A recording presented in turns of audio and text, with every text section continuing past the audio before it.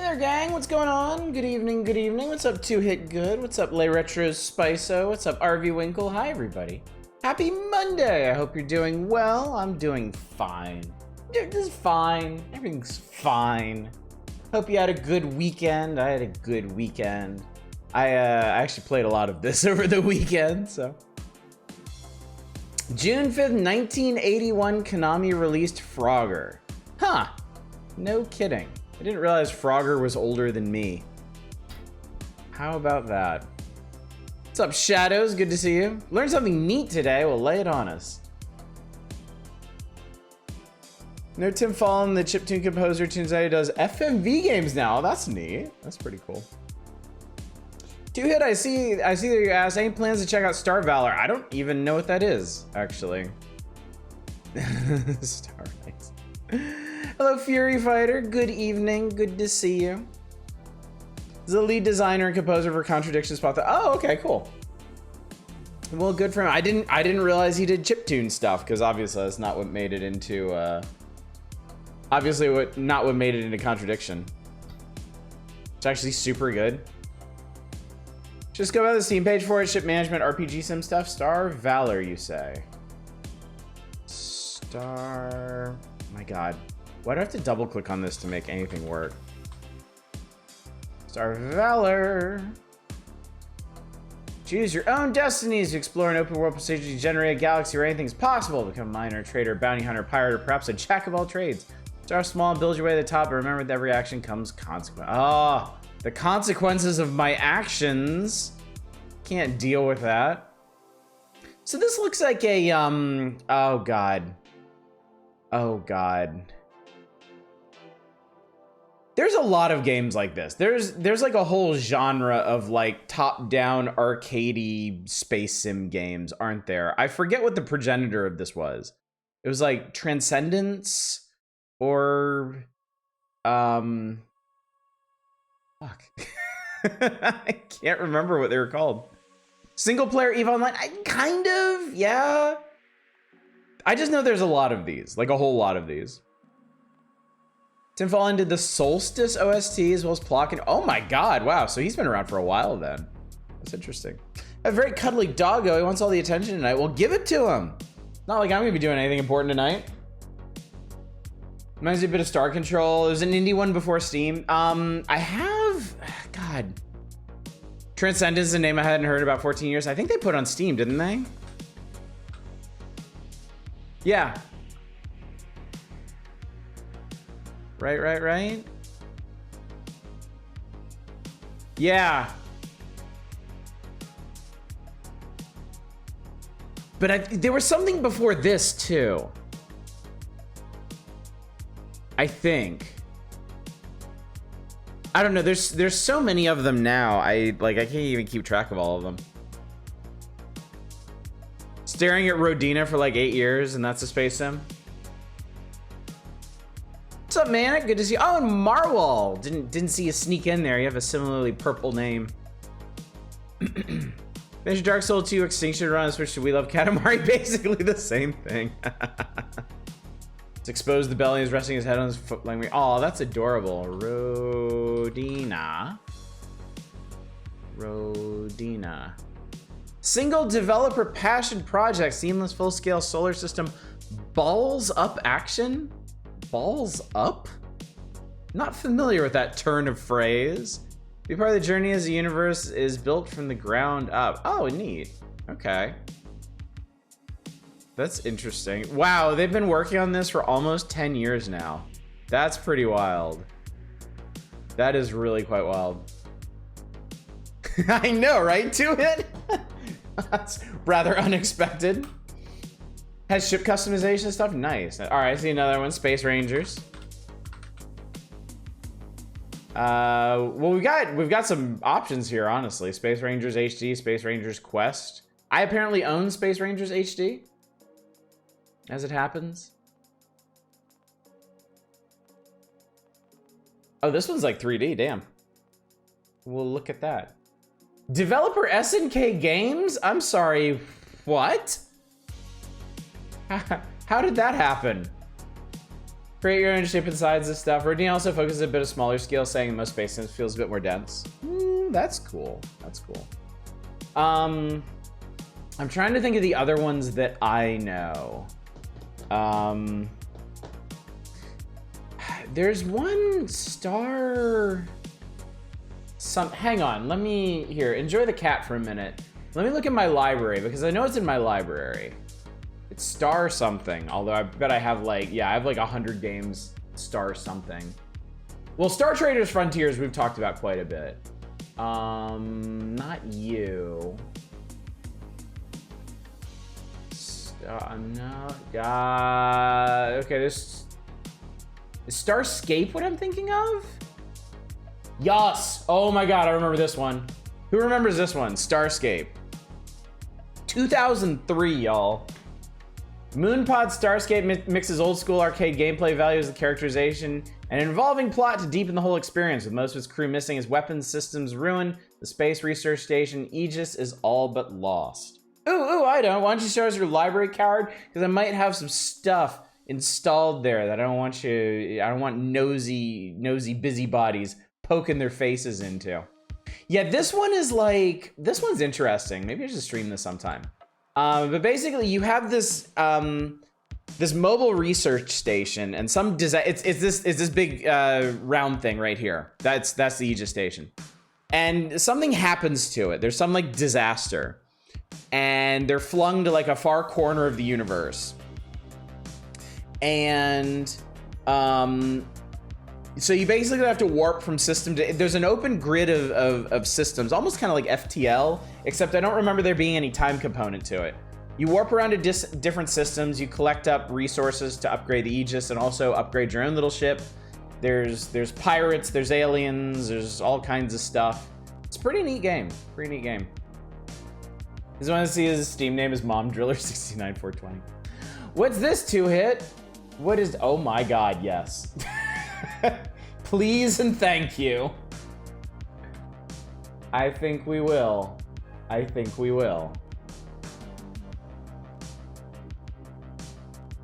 Star Sector was the one you were thinking of?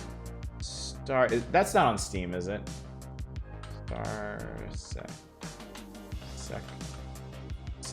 If I could fucking spell, no, it's not.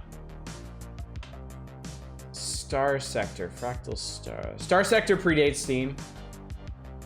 Oh yeah, there we go. Yep.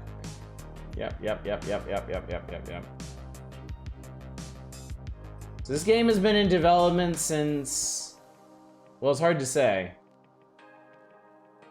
For an eternity, basically. It looks cool. Looks very cool. There's so many of these. So many indie developers out there are just like working on their dream games.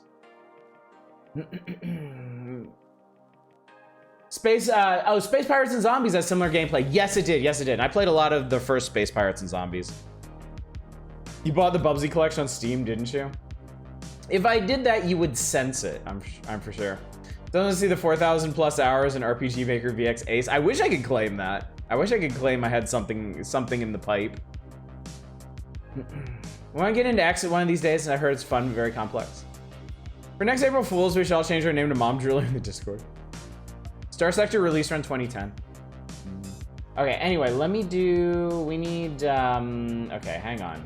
Desktop, where are you? There you are. Let's get this all fixed up. Yeah, yes, Ma. Because of where I put my face cam for this, it's just Ma. It's perfect. Actually, hang on. While you're there, I'm gonna go ahead and do in here. Oh, come on.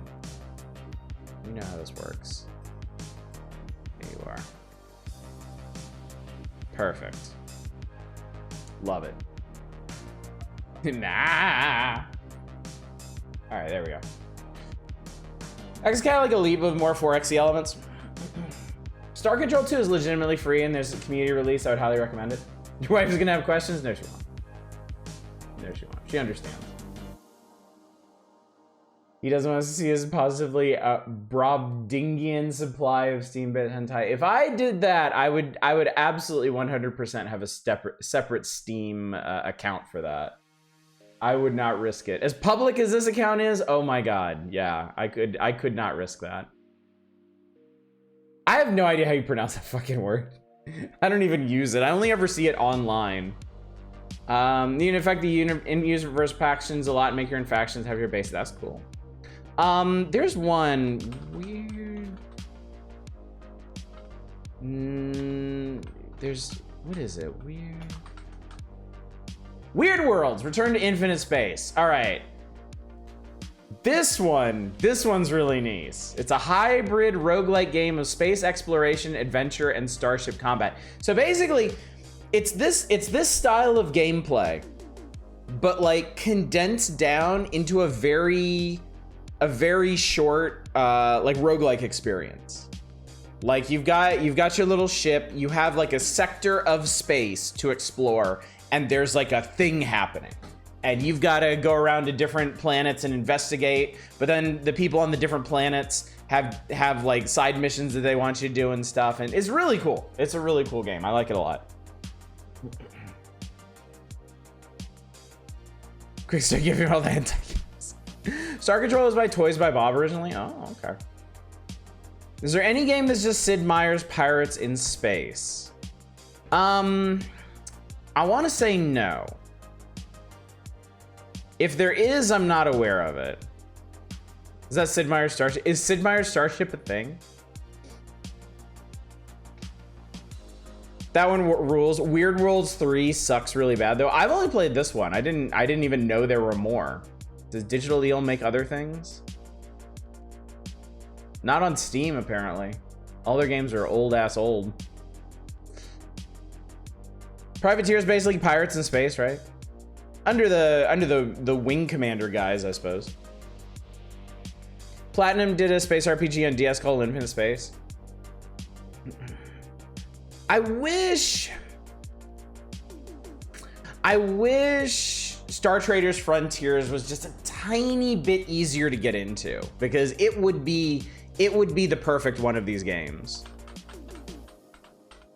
But man, it is a challenge. It is a challenge to understand all the different systems in this game. I mean, there's a lot going on here. And this is just laying out your ship. The combat is Darkest Dungeon like, but more complicated, if you can imagine that. Like the character progression is huge, and it's for like all of your officers definitely, but technically everyone in your crew. So it's such a good game. Like Star Traders Frontiers is an amazing game, but my God, it is a degree of work to get into. And it's not structured like a conventional, it's not structured like you would probably expect one of these games to be. Like they start you out with a really good ship. Bigger ships are not automatically better in this game. And they are like exponentially more expensive to run. So many space games, I don't even know where to start. No Man's Sky isn't an option. Funny thing I learned about apparently BioWare is doing a DS space exploration game set in the Mass Effect setting. Interesting. Got canceled. Here's Weird Worlds 3. It's not good. Oh, it's called Infinite Space Sea of Stars. There it is. Starship roguelike sandbox adventure game of interstellar exploration and combat. Oh yeah, I could see the pedigree here. Yeah, I can recognize that. Looks not great to me. Really tame compared to some games like Star Drive. Oh, I know there's a sliding scale of these things. This is just like Star Traders Frontiers is probably like the most complicated one that I would recommend to people. Once you go past Star Traders Frontiers, like you're in territory where I cannot follow.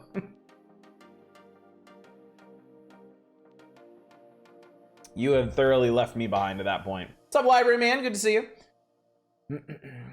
Star Drive is probably my upper limit on let me build shit. What does it sound like? They're basically trying to win Commander Privateer in Mass Effect settings. Sounds neat. Like more small scale stories in those sort of grand ass settings. Well, funny you should mention that, because that's one of the reasons we're playing Stellaris tonight. All right, so you're probably wondering, record scratch, you're probably wondering how we got here.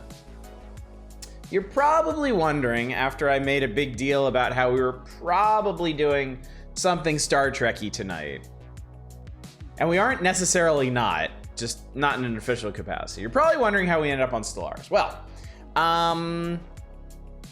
the short version is I want to. I've been a little grumpy about work stuff and some other stuff lately. And in considering what I wanted to play tonight, I really wanted something comfortable. I wanted something that I was familiar with, that I knew I was gonna enjoy, and I am playing Stellaris now. Like I've been playing it the last couple of nights on my own. I have put almost 6 hours into it just this weekend. And really just thoroughly enjoying it. And I know on Saturday we talked about, oh, you guys might be interested in watching in seeing some Stellaris. Well, maybe we'll do that when I get back from my trip. And today I was sitting here, I was thinking, do I really, if I'm enjoying Stellaris right now, do I really want to wait like a month and a half to stream it? And I was like, no, let's just do it. Fuck it, let's just do it. What's up, Helvy? Good to see you. I was planning on skipping the next few streams because I've never seen Star Trek and I have no idea what anyone was talking about. Well, perfect. Now you can join us for Stellaris. No prior knowledge needed. And watch Hyperdrive as a British space comedy starring Nick Frost? I have not, no. Honestly surprised there was never Dominions like for space. How does Brothers never do that? Come up with Dominions and Legion? That's a really good question, Marwell. I mean, it seems like a very natural fit, yeah. What DLC you got, nerd? I have basically everything up to Overlord. As far as like the actual expansions go, I don't have Overlord and I don't have Galactic Paragons. I don't have the Aquatics and Toxoid species, and I don't have the First Contact story pack. I have everything else.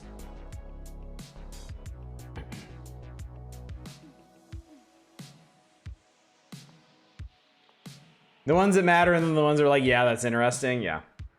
As far as I'm concerned, I have plenty of DLC. And I actually have a story about one of these DLC. Because it's kind of funny when I got it and then what I did before I got it, so. Well, the Paradox money printer, yeah, this is like the only thing they've gotten me on, because I haven't really been able to get into their other games. But Stellaris, I really like. I have a grand total of about 75 hours in this game, which for me, as moody as I am and as much as I float between games, is a ridiculous amount of time in one game for me. Do you have nude mod? Some of these alien species are nude, yes. Yes, they are. Dude, I can't join any multiplayer with my newly formed coalition. Fuck oddish. Want to try Hearts of Iron? In fact, you need to burn like $80 to $100 on it now as a real turnoff. Yeah, I bet. So yeah. Basically, I wanted to play something comfy tonight. I've been wanting to play Stellaris. I've been wanting to stream Stellaris. It seemed like the right time, the right place. As far as how long we're gonna stream this for, I don't know. We may just try it tonight if people are like, yeah, that was cool. Next, we'll do something different tomorrow night. If y'all are enjoying what we do tonight, if you want to see more of whatever we start, then we'll just keep streaming it until you get tired of it. Until I get tired of it. I probably won't get tired of it though. I really like this game. I like this game a lot. Are your starships naked? Depends. There are, I mean, some of them in this trailer are naked. There are some space whales in this that I'm pretty sure don't have what we would consider clothes.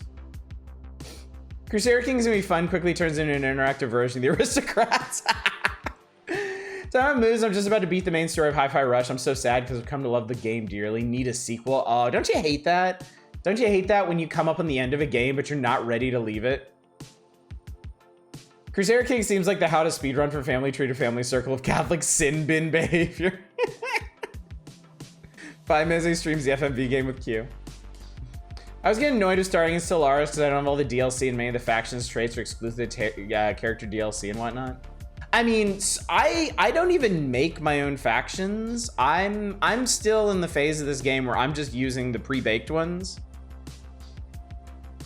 And that's like I started this weekend, I started a new game with just the basic human faction. And I'm having a really good time with that. I founded my first federation, which went really funny because I founded it with like I founded it with my best friend, the strongest alien species in the galaxy. And now they basically run everything and I'm just kind of like nodding along. Sometimes I complete a game I love so dearly I have a hard time uninstalling it. Paradise Killer and Mutazione off the top of my head. I loved Paradise Killer. I really, really like Paradise Killer so much. Mods in Fallout that give the hills breasts. And the last third of System Shock Remake, as much as I hate the meme, this is close I've come to being this sure feels like a thing. Does it not hold up all the way through, or what happened? Too faithful to the original? Bloodborne will stay installed on my PlayStation consoles, it'll play it. Is it even a strategy game if your main source of income can't be marrying my daughter off to rich old men, then executing them to seize their resources? Wow, that's like renewable energy. That's amazing. I was now gonna let the chat make an empire by committing, but we call it the Bradley Fighting Fortress. No, no. Because this is the first time that I am streaming Stellaris, we're gonna do a pre-baked faction, and I'm just gonna play more or less normally. I may ping you for like names of things or options with some of these anomalies. But if y'all like this in the future, we can do a whole Twitch plays Stellaris chaos mode enabled. Clearly we're not using the democratic government type. This is blatant dictatorship. We have those. We have dictatorship at home. Anyway, yeah, let's get into it. Let's start talking about what we want to do. Because Stellaris is the kind of game that you can kind of chat over, I think. So let's pop over here to good old Ma. And then let's play the video game. Hopefully sound levels are good and everything. Don't worry, I upscaled the UI, so everything should be fine. This should not be a stream for ants. If you're on mobile, I don't want to hear it. If you're on mobile, there's no hope. But if you're watching on a normal monitor, you should be able to read and see everything. Warlike race of diabolical sex fiends. Pretty sure they have those too. Pretty sure. Pretty sure. Hang on. Let me...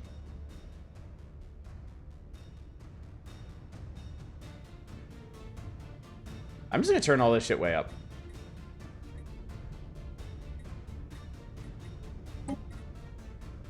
Just looking at the sound levels, I might want to do that, and then we can pull it back down if I blow y'all out.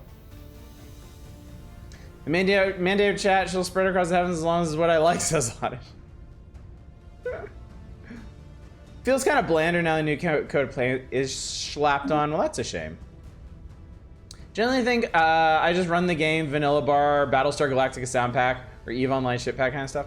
Okay, so let's talk about what we're gonna do, chat, because there's a couple ways you could, I mean, Stellaris is a paradox game. You can basically play this any way you want. It's ideal to have a goal, certainly, but like other paradox games, you're not really playing to win, you're playing to see what happens. I have beaten this game once. And well, basically, why is the ship a trackball mouse? Because the humans in Stellaris, I mean, they just, it's the other timeline where they evolved in that direction. I've beaten this game one time in what I would call beating it. I played this species and I expunged all biological life from the universe. This is basically the evil robot faction. You cannot have any, you can't have any diplomatic relations with anyone. You just wipe out everything. And I wiped out everything. So, like I said, over the weekend, I started playing as the United Nations of Earth, the good humans. Just to see how things would go. I am playing very peaceably. I'm making friends with everyone. I'm improving diplomatic relations. I founded a federation that I'm trying to drag everybody into so we can all be bestest buddies for life.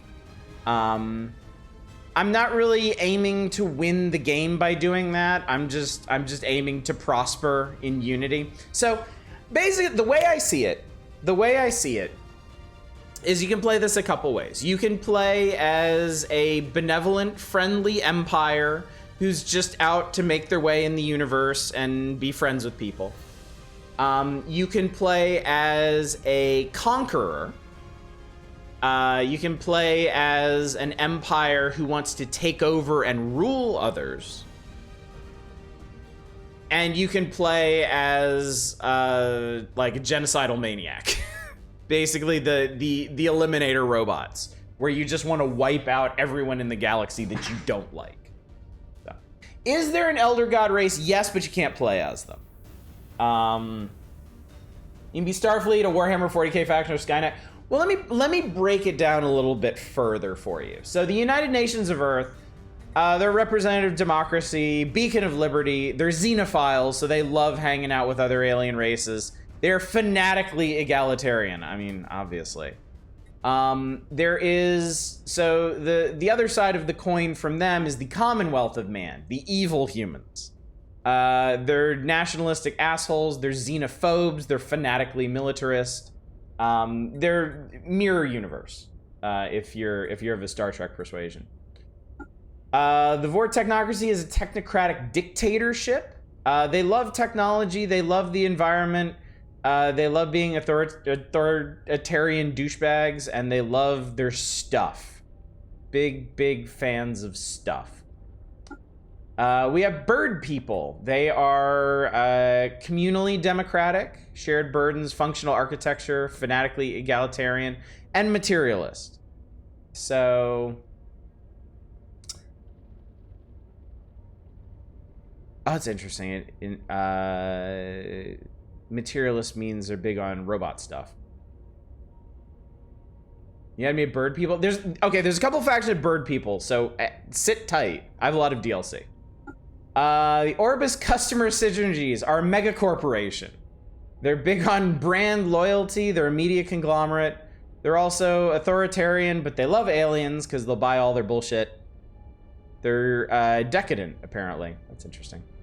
Yeah, there's a couple mega corporations. The Chinnor Combine, private prospectors, ruthless in their competition. They're militarists. So basically, I guess like a militaristic corporation. Spacer's Choice. Yes, I'm about to read through a lot of pre-made factions. A lot of pre-made factions. We have a criminal syndicate, which look kind of like frog people. They're criminals. They love franchising. This is interesting. Subsidiaries share a greater cut of the profits with the corporate overlord in exchange for a license to market their goods under established brands. So I think the idea here is that you subjugate other species and turn them into your franchises. Fanatically militarist and also spiritualist, which is interesting. All right, now we got the machine factions, the Tebrig homolog. Machine intelligence is okay. These are pretty different. These play pretty differently from the organic ones. Machine populations don't grow; they're built. Non-machine populations must be assimilated, enslaved, or purged. There is slavery in this game. I do want to point that out. Coca-Cola Corporation run. Did you say about the frogs, Hairless Monkey? What's up, Arcane? What is a militarist? They love the fighting. They just want to get out there and fight people. I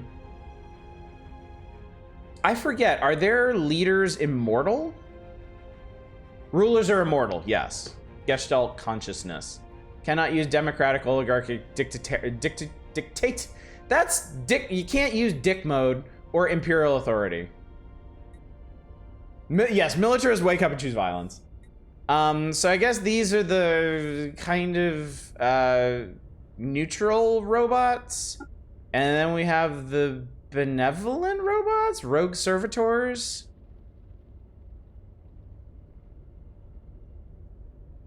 A product of a brief golden age, the machine intelligence originated a planet-spanning servitor system that outlasted the decadent civilization it was created to serve. Start the game with 5 organic pops with bio-trophy citizenship and mandatory pampering living standard. Oh, weird. So you can play as like, I think the idea with the Earth custodianship is like, you are the Matrix. No, because you're benevolent. You're like the butler robots for the humans, but all the humans died out, and you're like, well, now what? Crystal ball robots seem like they'd be super interesting. Driven assimilators are styled off of Borg, rogue servitors, or iRobot. There we go.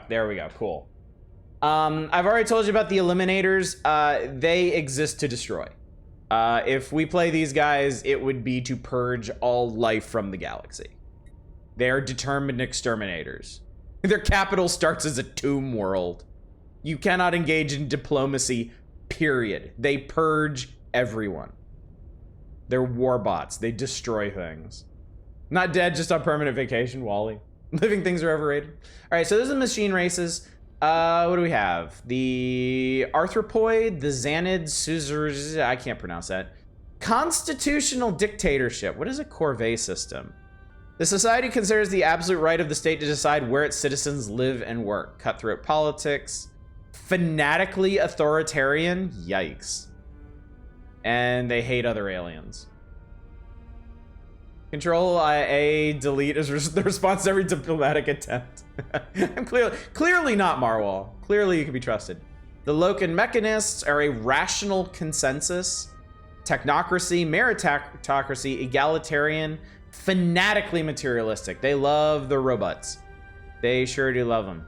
So nice lizards peoples. We got some bugs.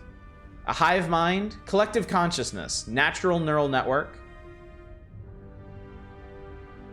Unemployed drones produce research, interesting. Pooled knowledge, leader capacity, cognitive node. Hot. Another Gestalt consciousness, the rulers are immortal. Well, that's cool. That's pretty cool. All right, we got plant people. We got the Ents, the Mawir caretakers. An Irenic dictatorship. I'm not sure what that means.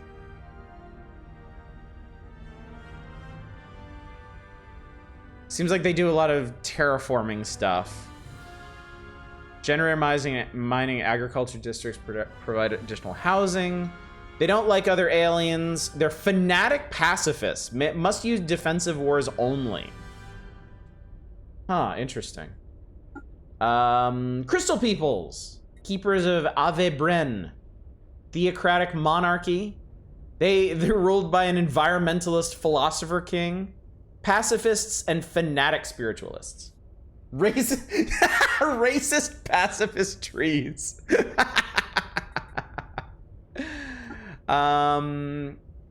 Necroids, the Pashardi absorbers, an elective monarchy. They're reanimators. Necromancers. They're space necromancers. Necromancers turn consumer goods into research, naval capacity, and undead defense armies. Defeated organic leviathans can sometimes be resurrected. That's nuts. Necroids on the whole are your jam.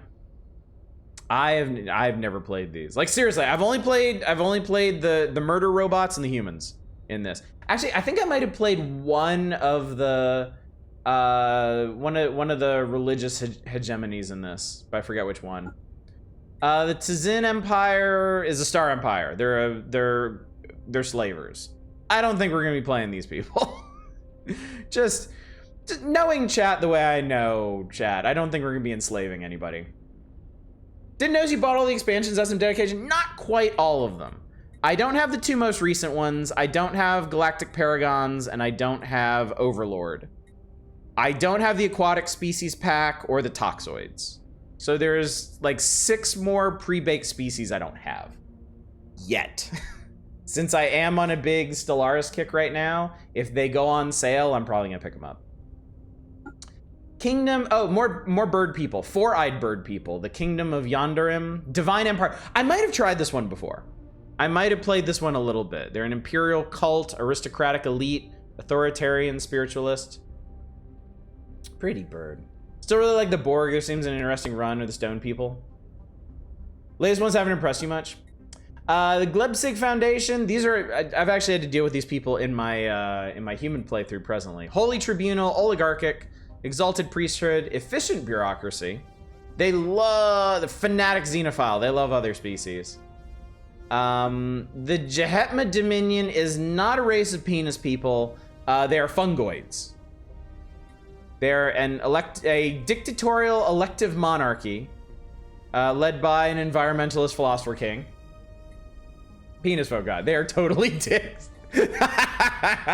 They're also fanatic pacifists. So defensive wars only on them. Despite being penis people, they are slow breeders. And erect a dictatorial penis colony.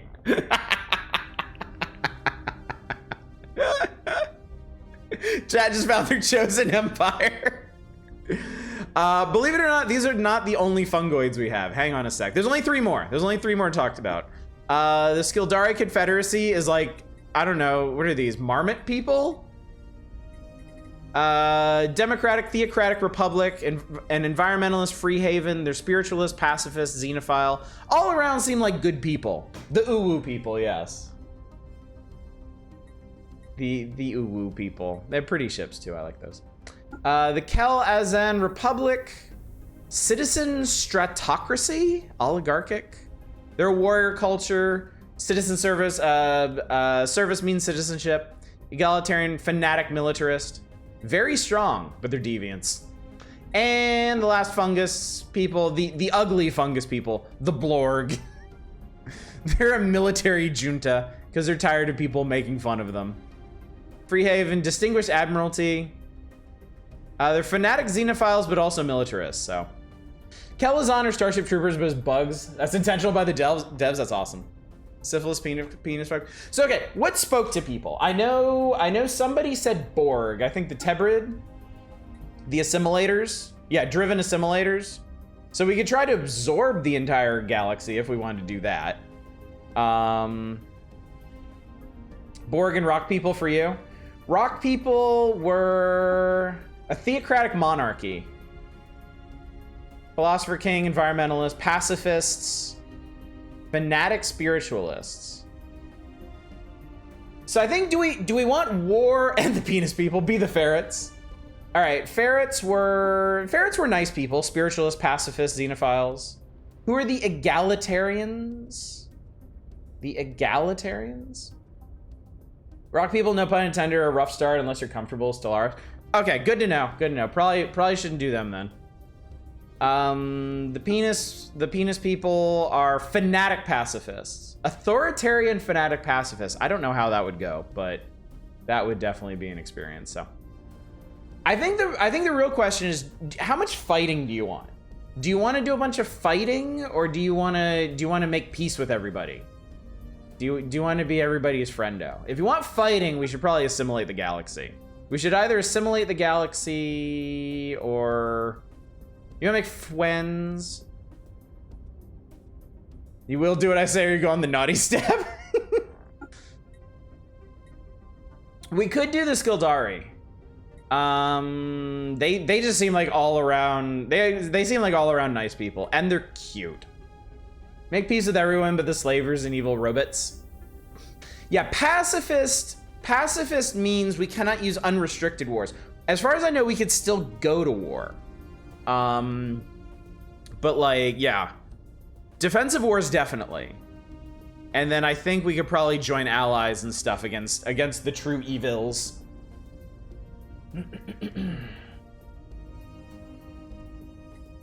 Do we like this? Do we want to be the Marmot people? I don't even. They look like Scrat from Ice Age. In case you can't read this, the prosperous unification. Skildari aquatic mammalians originating from the archipelagos and deep oceans. So they're aquatic. Wait, I think they're otter people. They might be otter people, actually. Although their early civilizations are mostly confined to the sea, they soon expanded onto what little landmass the planet had to offer. Their society adapted accordingly, building an advanced industry that exploited the riches of the ocean floor without harming Skildaria's delicate ecosystem. Skildari philosophy is one of balance and moderation in all things, a lesson learned from having to nurse their limited resources when they were confined to the bottom of the sea. Rather be the mushrooms, the authoritarian pacifists. They're ingenious, they're communal, they're strong. Environmentalists, let's see, produce unity and society research. Philosopher King, experience game. We could also do the penis people. We don't, I mean, either one of these, penis people or the space otters would be a peaceful playthrough. They're both pacifists. This one would be a little... How does this work anyway? Allows stratified economy, can enslave aliens, cannot use democratic government forms. Monthly influence. We'd be able to expand pretty hard. We'd be able to expand faster, I think. I don't want to be authoritarian, they seem like nice penis people. Don't know anything about this game, whatever you think would make for the best experience. Space otters give more flexibility, phallic fungi would be more straightforward. Same problem I have with the game, it's easy to spend twice as much time making new factions and tinkering with them than actually playing. Let's try this. Let's try this, because I think... I think we can make this work. I think we can make this work. We will be the phallic fungi, and this'll allow for much better naming of planets and ships, I think. So let's do it. All right. Let's see. How do I want to do this? Do I want to do medium? Do I want to do small? I think small should be fine for this. I'm surprised we're choosing a dick race. Let's see. What kind of galaxy do I want? Let's do a 3-armed galaxy. 3 to 6 other AI empires. Advanced AI starts. What is this? How many of them get an initial start? Okay, so fallen empires. We'll talk about that later. We may not even see them tonight. Marauders, technology, crisis. I'm gonna keep this on ensign difficulty. So, like in most 4X games, the difficulty basically scales up with how hard the computer is allowed to cheat. Ensign difficulty is like even keel. Everybody had, like, the AI has no advantages over you. So this is what I've been playing on. It feels very, very manageable and stuff. Can't wait to see someone whip out their thesaurus if I way to name planet Cock Prime. I mean, they could also just tell me to name it Cock Prime and we'll do it too. So, all right, let's do it. Just have an affinity for mushroom races.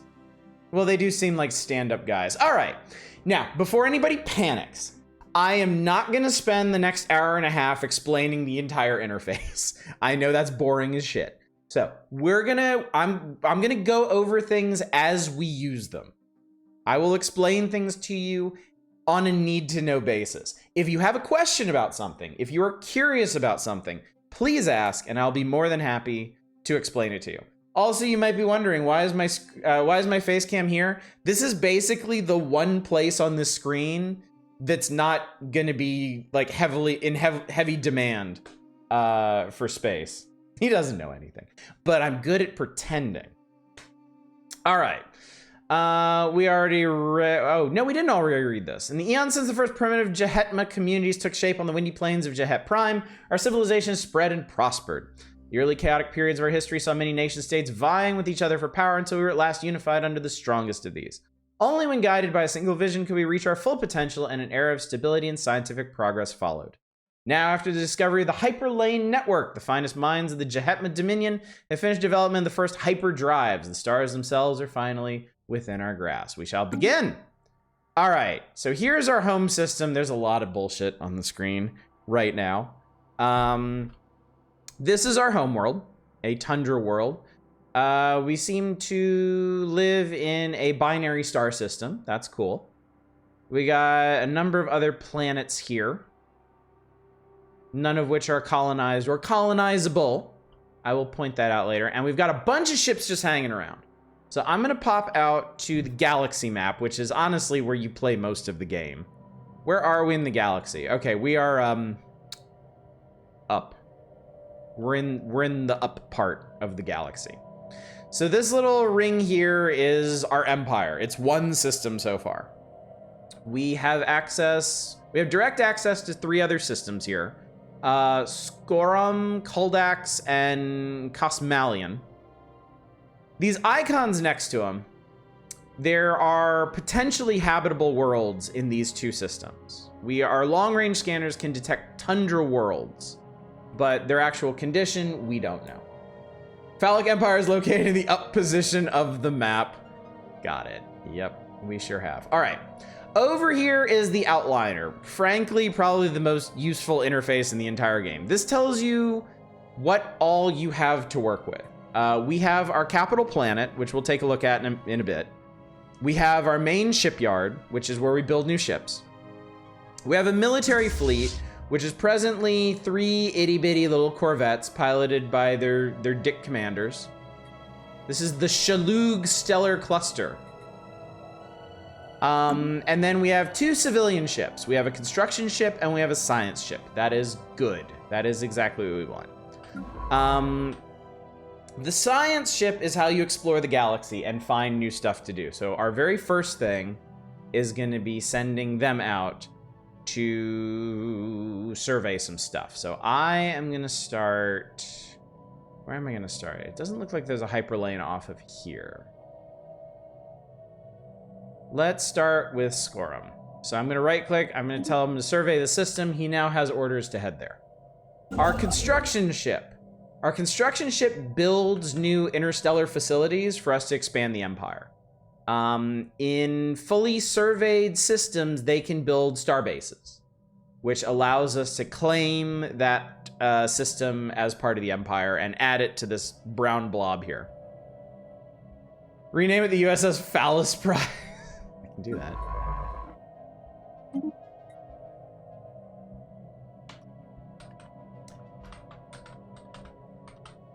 There we go. So yes, once we've added a system to the Empire, we can then build mining stations, research stations, and other facilities. So these icons you see under the name of the system here. We got a little lightning bolt, we got a little diamond, and we got a little globe. These are all resources. This is energy, which is basically money in this game. Minerals, which are the most basic building block of stuff, and society research. 3 kinds of research, which we're going to get to in a second. So the first thing that I am going to want to do, you can see up here are different resources and our monthly income. So we have 100 energy credits and we get 68 more every month. We have 100 minerals and we get 29 more every month. So between energy and minerals, we need minerals more. So I'm going to go back into this system. It looks like... Where is it? Jehet X is where we can set up a new mining colony. So I'm going to right-click here, and I'm going to have them do a mining station. All right, so both of our civilian ships have their orders. Military fleet doesn't need to do anything right now. We don't have a lot of unity. We should be good for the time being. Before I do anything else, these are our 3 research categories: physics research, society research, and engineering research. This opens up the research interface where we can choose our projects. The available projects are chosen randomly based on your current level of development. It tells you what effects it will have on your empire, what class of subclass of research it is, if this is going to directly unlock other possibilities in the future, and then how much it's going to cost in points. Up here, our research, we're currently in the 20s. We produce about 20 points of research for each category. More society, I think, because of our background. Oh, I think it's our leader trait for our head of research. Head. So let's see. Boost physics research. Unlock stuff. I'm gonna do quantum theory first because that'll speed up research. All right. Society. Pop growth speed. Research boost. Hydroponics farming. This is interesting.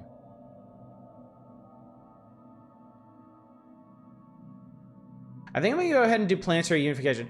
The texts that are outlined in yellow here never go away. They stay here as a possibility until you choose them. But honestly, this is, we'll talk about Unity later, but that sounds really good to me.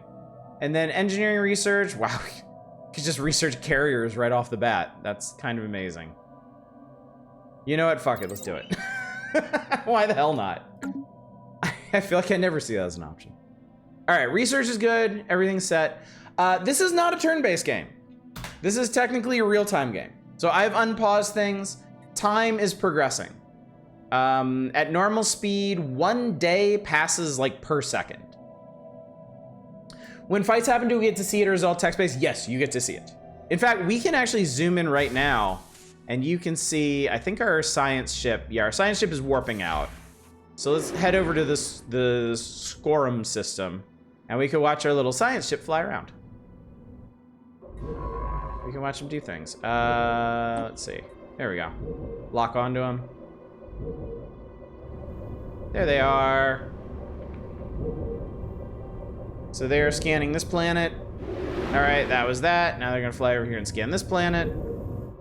And once they've scanned every planet in the system, it'll have been fully surveyed and we can add it to the Empire if we want. Construction complete. All right, well shit, that was quick. We have a first contact situation. We've made first contact with mysterious aliens in our own system. For now, we've codenamed them the Quaff until we can find out more about them. If they possess a language, we must decipher it in order to establish communications. Okay, so we've made first contact with an unknown entity. And we finished building our mining station. Perfect. Wonderful. Hang on. All right, so they changed stuff in Stellaris a lot. And first contact is one of the things they've changed since I last played this game in kind of an interesting way. Never tried to get into a 4X game. They seem so overwhelming. They are. I'm not gonna lie. They are. I think the only reason I'm really able to grok what's going on in Stellaris is I've been playing space-based 4Xs for a long time. I started with the Space Empires series back in like the 90s, buying CDs via snail mail. But really, it's the kind of thing where if you sit down with them and you start a game and you fail and you learn from your failures and you start a new game and you go a little bit further before failing again, eventually you will grasp what is going on. And if that's too slow and onerous for you, fortunately we live in the modern era where you can just go online and watch some explainer videos on what the hell I do in this game. I don't think I play this too many choices and stuff, but watching it'll be fun. There's a lot of stuff is gonna happen for sure. Okay, so the first contact system changed. Now it's like an ongoing process to decipher what's going on because there's all different kinds of aliens potentially in this galaxy. So first things we do is we assign an envoy. Oh Christ, we only have 2 envoys. Okay, we're gonna have to work on that. Let's see, which penis man should we send? We'll send this one. Okay. So first contact works on like a random chance system. They spend 80 days. And at the end of that, it rolls a random chance to make progress. Obviously our current chance is 0, but every time you fail, it increases the chance. So it's gonna take a while. But we've got somebody working on it in the background. It'll be fine. It's gonna make me make my fungus Magic the Gathering commander deck. All right. Since we built that mine and we're back up to over 100 minerals, I'm going to build a research station to get that sweet, sweet research going. We can go back and watch our little. Well, that didn't take long. Didn't take long for the Jahetman Dominion to come across intelligent alien life. The fleet's report to the Jahetman capital somewhat understates just how alien these forces appear and only passing mentions the failure to open comms. I mean, they're not in the system. I guess they just pass through. Recent encounter with alien life forms has reignited and made suddenly more urgent the old debate about how we should approach contacting potentially intelligent alien civilizations. While some advocate focusing on establishing friendly relations, others advise caution, pointing out we cannot know whether alien minds bear ill intent towards us. A third, more radical group pushed for preemptive action against them. With the security of all Gehetmen at risk, we dare not hesitate to take whatever measures necessary. All right, so our options. So we're setting policy at this point. What do we do in a first contact scenario? We shall greet the Xeno with open arms. We set to proactive. We cannot attack neutrals. Other empires will find it easier to establish communications with us, and we gain more influence from each successful first contact process. And it speeds up first contact discovery. Caution means cannot attack neutrals. Other nations will find it harder to establish communications. Negative first contact events are less likely to happen. So with open arms, there is a chance that things will go disastrously. This would shut down that possibility. We do not have this option, I think, because we're fanatic pacifists. The aggressive stance, we can attack neutrals, and it enables hostile first encounter options. So we will greet the Xeno with open arms. We shall be very welcoming, penis people. Open our fungal arms and glands. Mars attacks, Independence Day, or MAGA idiots. Yeah, basically. Schmooch 'em. The Gruner. The USS Phallic Prize crew are eager to report they have uncovered the remains of an ancient spacefaring species on Scorum 3A who have appeared to have inhabited the planet some 7 million years ago. While it is unclear why the species who call themselves the Gruner disappeared from the Scorum system, our scientists have been isolated a promising archaeological dig site on their planet.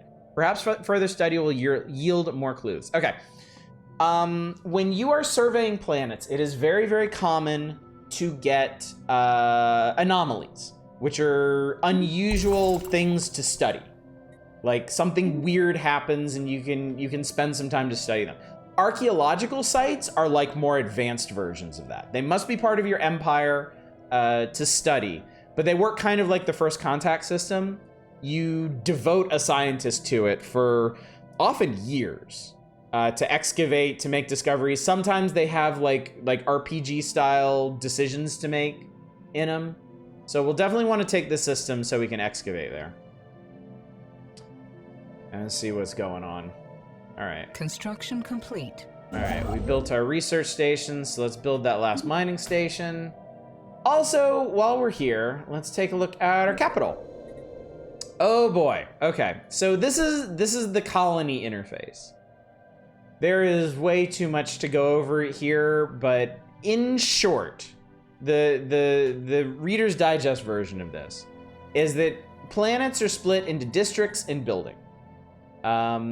Districts represent the actual landscape that you have to work with, like city sprawl.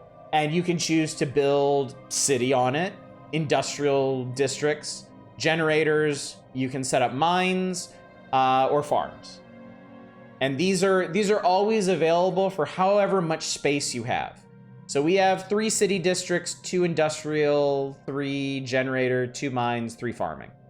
And it shows you down here all the resources and stuff that the planet produces. Up here, it shows us that we have 4 more districts that we can build out, plus an additional 4 that are currently blocked. And presently they're blocked by industrial wastelands, sprawling slums, and a nature preserve, which I don't think... Oh, it's part... Okay, so we've actually established this blocker as part of our Ranger Lodge, which is interesting. Is there terraforming dead planets? Oh my god, yes. There is so much terraforming in this. It's mid to late game, but yeah, you can do crazy amounts of terraforming in this game, as well as even more advanced stuff than that.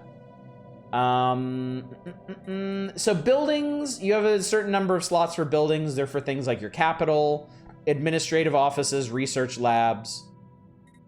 There's a lot of overlap between what your districts produce and what your buildings produce. It just kind of depends on how you want to split your slots. Up here we have the stability of the planet. This is a count of the population. We have 32 pops. I forget what that's abstracted as, if it's like millions or tens of millions of people. Crime rate, presently 0. Available housing, so we can house another 11 pops. Amenities, represent planetary infrastructure and jobs dedicated towards fulfilling day-to-day needs of the population. This keeps people happy. Available jobs, and then unemployment if there is any. Not abstracted, 1-to-1, okay.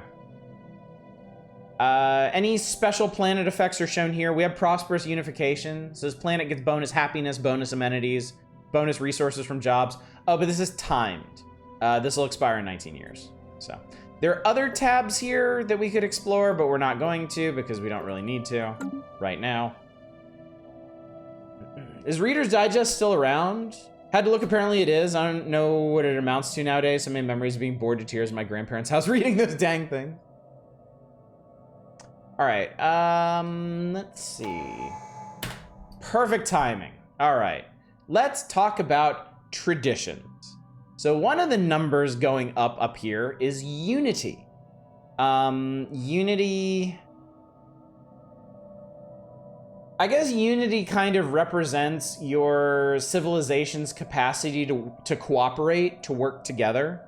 You gain it naturally, but you also, you mostly get it from jobs. You can get it from buildings and other stuff, your leaders too. When you have enough unity, you can adopt tradition.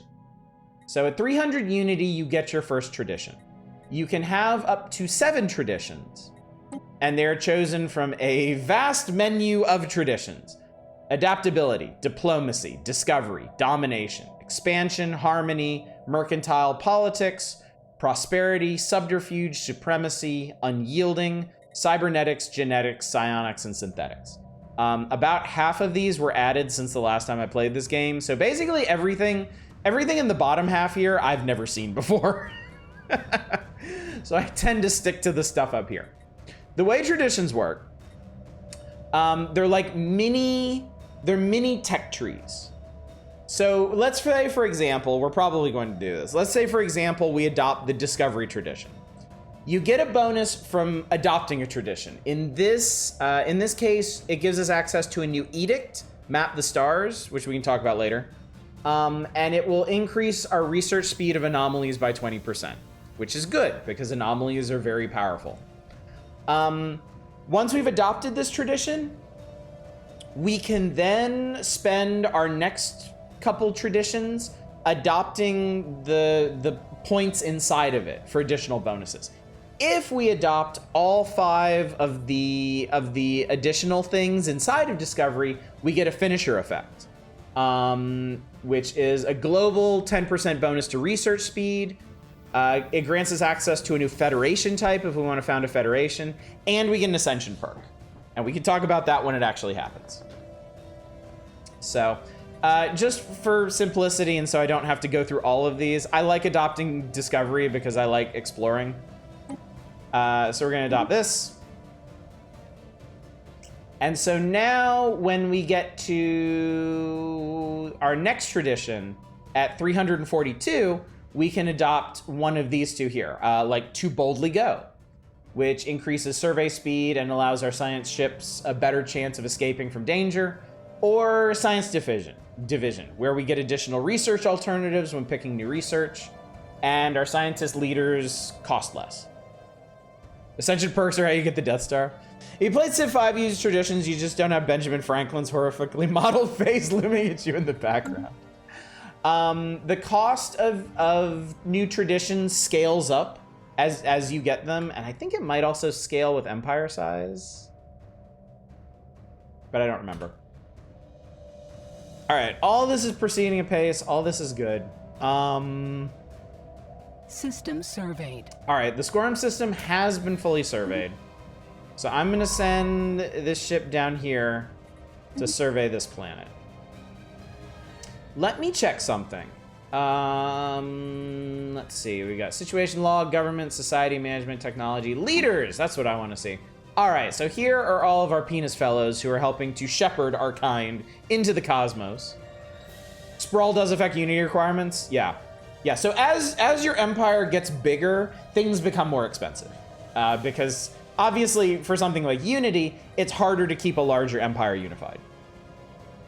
So presently, we have a governor of Jehet Prime. We have a high king, okay, our ruler, who gives us additional naval capacity. Good for him. That kind of sucks, but whatever. At least at this stage in the game.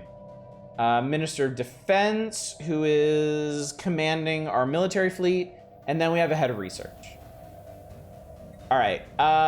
We can have up to 6 leaders, meaning I can adopt 2 more. And if I adopt another scientist, we can get another science ship going. I do need 97 unity for that. So with that in mind, let's pop over to the shipyard. A high king is probably better than a drunk king. A slew of jokes here. I'm not reaching for that low-hanging fruit. Just dangling right under there. Just in the sack. So this is our starport. And we have 2 modules in it. A shipyard and a trade hub. And then we have crew quarters. Which... Oh, reduced upkeep for ships docked there, like our current fleet.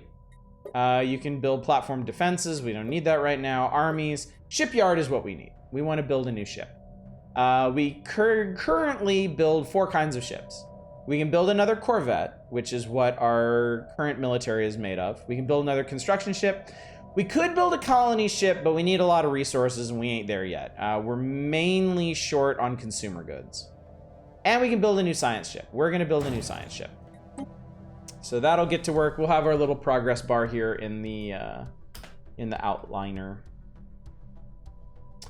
I do want to take another look at the capital. We could potentially... Construction complete. I'd like to build an... That was our... That was that thing. Okay. Anyway, I was saying I would like to build another industrial district to get more consumer goods and alloys.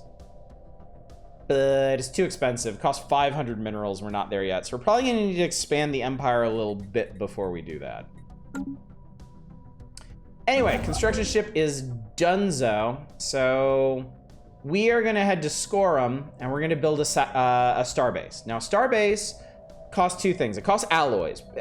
Pretty much any advanced space flight thing, starbases, spaceships, whatever, are built from alloys, which are like refined minerals.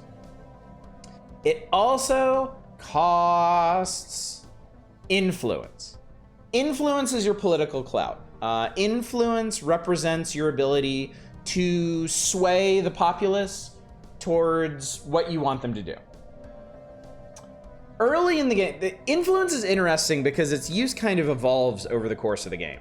Early on, your influence is used to expand your empire because it costs, at base, 75 influence to adopt a new system in, right?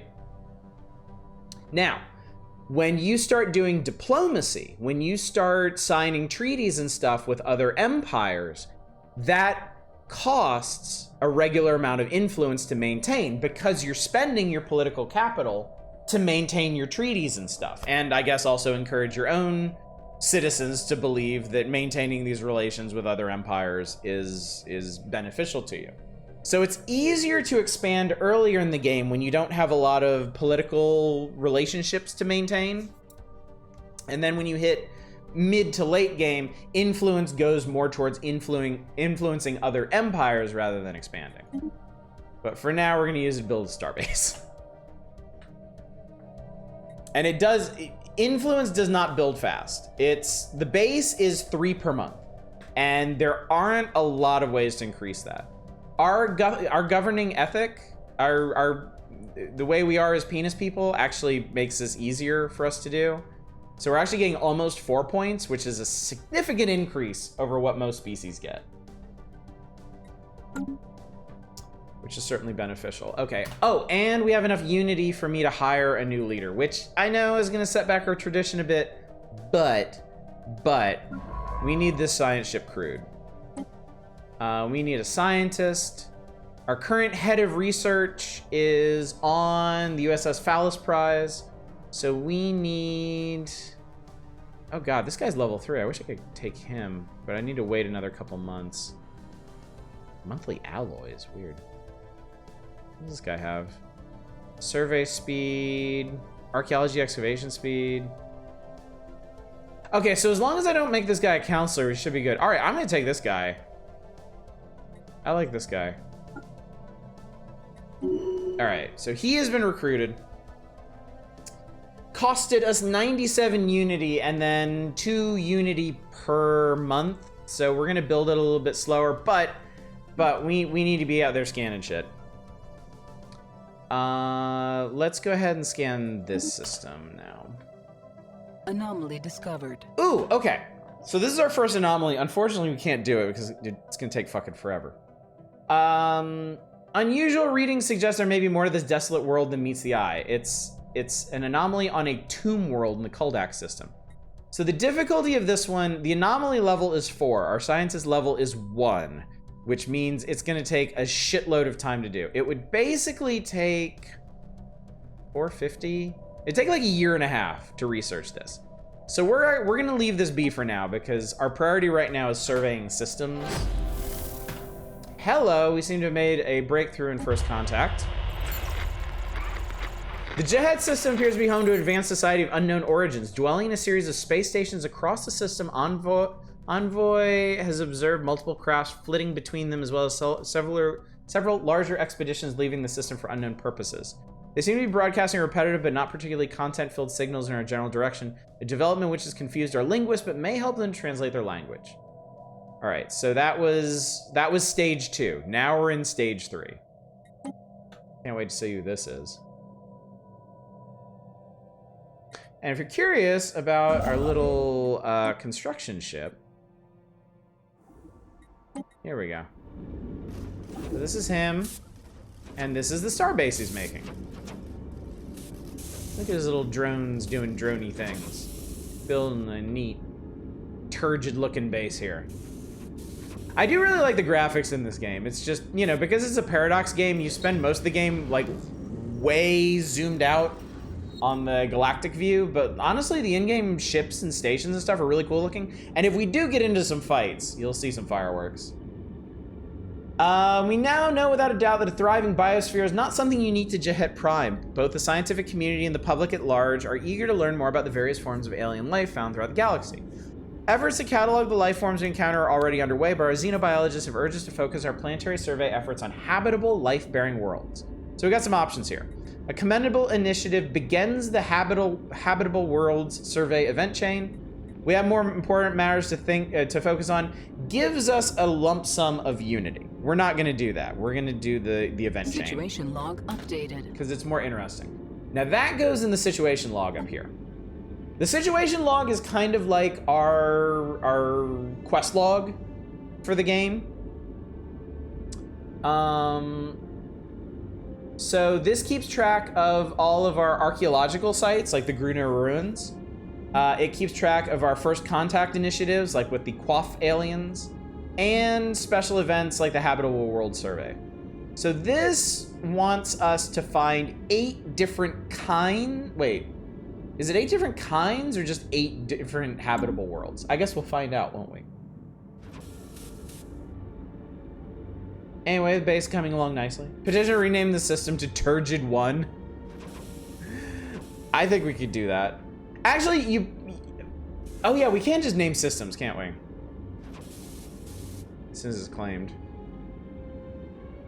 Construction complete. All right, so, yep.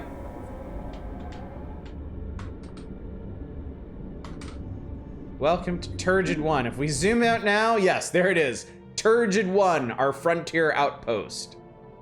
Let's get you building us some mining stations. That'll give us some more energy and surprisingly alloys. You don't normally find alloys just hanging out in what the fuck? Oh God, okay. So apparently our long-range scanners have picked up a gateway in the Jelen system. All right, well, we don't need to rush on that one. We can check that one out later. Because it's no one can access it now, except through our empire. But that's a surprise. I think we could have been the wholesome otter people, but where's the fun in that, really? Petition to grab a line of systems going straight up, and the 2 adjacent systems is a sack holding up the Imperial base. Turgid 1 does indeed border a gateway. a great rift in space. Such as it is. All right, ooh, we have a habitable tundra world here. So I'm thinking we start on a colony ship. Yes, we want to send the penis people. It takes a while to build a colony ship, so. Anomaly discovered. It's another challenging one. It's anomaly level 3. I'm gonna let my scientists get some more experience before they do this shit. Because right now, my priority is surveying. So right now, the Kuldak system has energy credits and a fair bit of minerals, too. The Cosmalian system has energy, engineering research, and trade value. Which means we can make additional... What do you get from trade value? I know it's energy, but I think also maybe like amenities and such. Gonna go seed a planet. Aha! Our researchers have been making steady progress gathering together a large collection of signals from the Quaff aliens. However, as our knowledge of their language has grown, our linguists have become even more confused. Apparently, they had to reassess the previous working translations several times after finding out the meanings they described to words were in fact extremely inaccurate. It seems that the whole outlook of the Quaff aliens is very different to ours, far more than we could have possibly imagined. So this is what they look like, at least. It will become clear eventually. So we lose 2 insight. Insights are like clues to help you make your breakthrough rolls. So it's going to be a little bit harder going forward, but, you know. We are a turgid species. We'll make it work. We found another archaeological site in the Cosmalian system.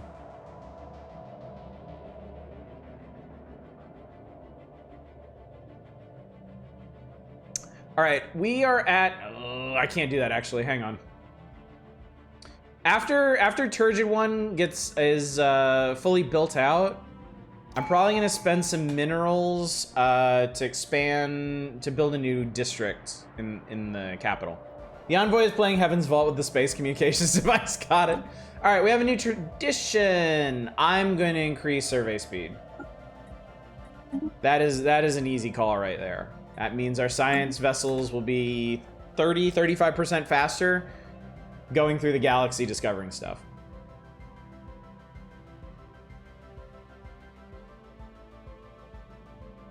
Yeah, what did you find anyway? So this is a beautiful bubble. Surface scans of Cosmalian 4 picked up signs that a technological civilization may have been active on the planet, but has since gone extinct. Need to mount a surface a surface expedition to learn more. All right, so Cosmalian has been surveyed. Let us proceed to whatever the hell this system is. Oh, and we have a hot Council agenda ready. We have a habitable system here as well. Actually bigger.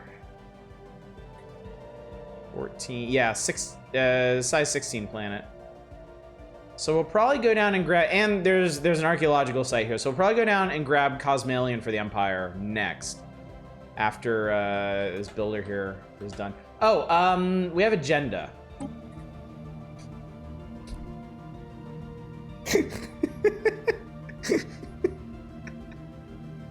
Okay, so here is our government. We have the High King, Haragma, age 35. The Council of Wang shall decide your fate. We have the Minister of Defense. Oh, he's twitching. Hot, did I say hot yet? Not yet, but we knew what you were thinking. And we have the head of research, Dagagom. So the way agendas work, every 10 years, I think we propose an agenda. And then after 10 years, we launch that agenda. And then we propose a new one. So right now, we're going to launch an agenda. We are going to launch the Infinite Opportunities Agenda. Once proposed, which it's already been, it increases our citizen happiness by 4%. Once we launch it, it boosts that to 10%. So we'll launch that, and then we'll propose a new one, which we have over here. Our options: evolving society, Propose to get an additional 10% monthly unity. Launch it to get 40. Preserve the order. Increases, this is interesting. Increases worker and slave resource output and increases the attraction of authoritarian ethics. Once launched, it lowers worker and slave political power. Well, we don't need to worry about that right now. And we come in peace. We come on peace. Border friction, trust cap, naval capacity, path is... Okay, we don't need to worry about this because we haven't met anybody yet. So we're gonna take evolving society because that will get us more unity, which means we can build our traditions faster, which is what we really want to do because early traditions can be very, very powerful. Let's see. System surveyed. Oh, we have a routine. Okay, I think we can do this one. Ish. I think I want to do this one. It's in Kuldax. We got time. Science officers found an anomaly or require extensive probing. Could garner a substantial find. Yeah, let's go ahead. Let's go ahead and research this one. So that's in Kuldax. All right, our other ship is made to Sigma Draconis. I'm gonna start surveying there. How much longer? Okay, you're almost done. Construction complete. All right, you're done, so I want you to take this system now. So we're gonna build a starbase there. And then once the starbase is, hopefully this will all line up. Once the starbase is built, our colony ship will be done and we can send it right down here and we can colonize our first planet. We came in peace, we come on everything. I'm glad you all are getting the spirit of this game. Oh, and I wanted to do a thing. I wanted to build a new industrial district in the capital, which is gonna take like almost 2 years to build, which is fine. We're expanding. The needs of the bureaucracy are expanding to meet the needs of the bureaucracy. The expanding what the fuck is that? What the fuck is that quote? The bureaucracy is expanding to meet the expanding needs of the bureaucracy. Is that it? That sounds right. All right, Sigma Draconis is apparently just a Class B star and a molten world and a gas giant and a barren world. So there ain't much going on here. We could build a physics research station around the star, but I mean, presently kind of boring. All right, so it looks like from here, the cluster branches off in this direction. This way connects to where the Phallic prize is heading. So I don't think we really need to survey in that direction. So I'm gonna send the Keldimbu further down. Bureaucracy be swollen to swole the swole. The US Phallic prize crew is reporting they found something spectacular on Kuldax 5. On the surface lies traces of an explorative expedition of another civilization. Left behind are some well-preserved documents and artifacts. The proposed action by Chief Science Officer Dagagam is to send the text findings to our homeworld for translation. There's also the possibility to sell them off to a private investor. Well, obviously we're sending it to home for research, which issues a special project translating Explorer's text. We could sell it to a private collector for a, frankly, shitload amount of energy and a nonsensical amount of consumer goods, but we're not doing that. We want the research. Situation log updated. And first contact is advanced. Oh, first contact event pending. We've managed to decipher the confusing repetitive messages of the Quaff aliens, and it turns out they were commercial advertisements. It appears the Jahet system is the home system of a group of spacefaring traders that call themselves the Caravansary Caravan Coalition. They apparently make a living by offering the best deals, or what they claim to be the best deals, to whichever civilization they happen to be visiting at the time. All right, so we can now trade with the Caravaneer fleets. We've gained influence from this, and first contact has officially ended. So, if we go over to our contacts, here they are. Welcome to the trade station Tungle, the galaxy's premier leisure palace and home base of the Caravaneer fleets. So this is one of the goofier things that Paradox added to the game. It's basically just kind of like side stuff. You could play slots. I think if you find I think it's like slots, loot boxes, and something. I don't know. I never fuck with these people. Now, the interesting thing about them is they are an actual faction. Like, they do exist in the galaxy. and you can go to war with them. You can attack them. Slots loot boxes are premium currency. Yeah. So on the contacts menu, there's a couple different kinds of civilizations you can contact. Empires are like us. They are basically the other players. Fallen empires, somebody was asking earlier if there are like elder gods and stuff in this game. Fallen empires are kind of like that. They're empires that existed thousands, tens of thousands of years ago. They peaked, they collapsed, but they haven't died out yet. They just stagnated. They start out immensely powerful, overwhelmingly powerful, but they don't expand. They're like the UK, yeah, basically. Pre-FTL civilizations, you can find, just in fine Star Trek fashion, you can find civilizations that have not achieved spaceflight, and you have some interesting options with them when you find them. Yes, Fallen Empires are your ancients, your wraiths. Yeah, the Vorlons, the Shadows. The Caravansary is non-player. There's a couple of these.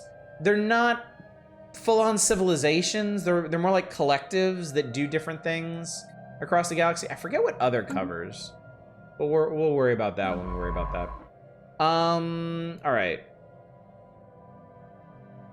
Apparently the Phallus Prize got distracted by something. I guess doing that anomaly. Oh yeah. Oh no, they're done. They're done surveying the Koldak system. So let's send them on to this system.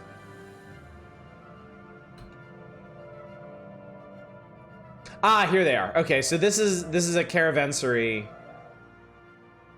system.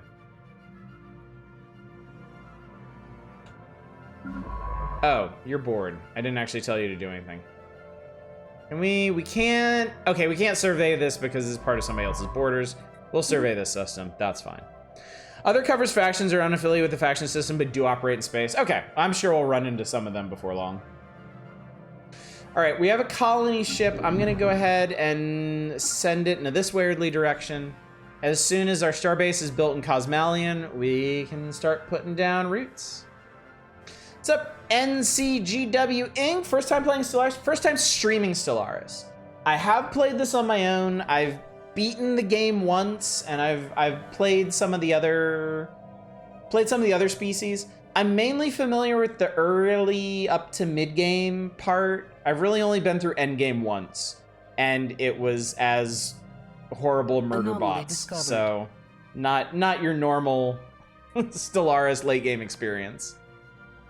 Ship sensors are picking up an unexplained pattern of interference in the Tistra system. Research that shit.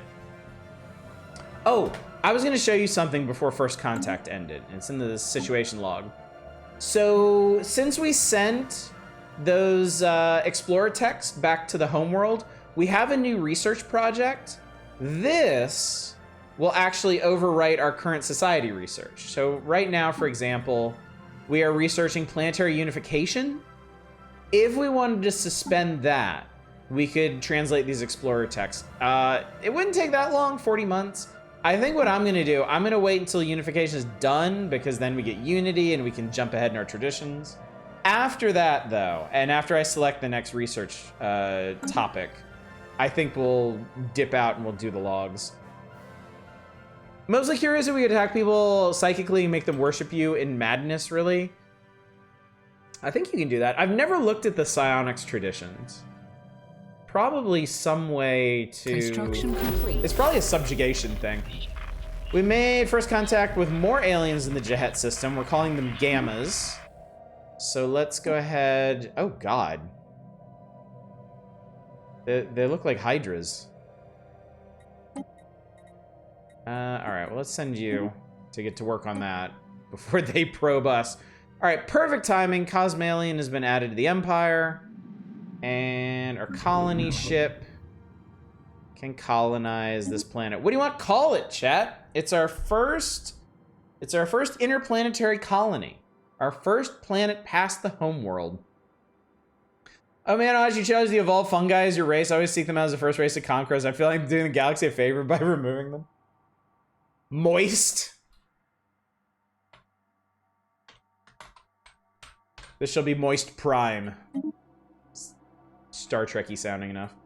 Alright, that's done, and we'll get going on research stations first, and then mining stations. I'm thinking... Let's go ahead and build another... construction ship.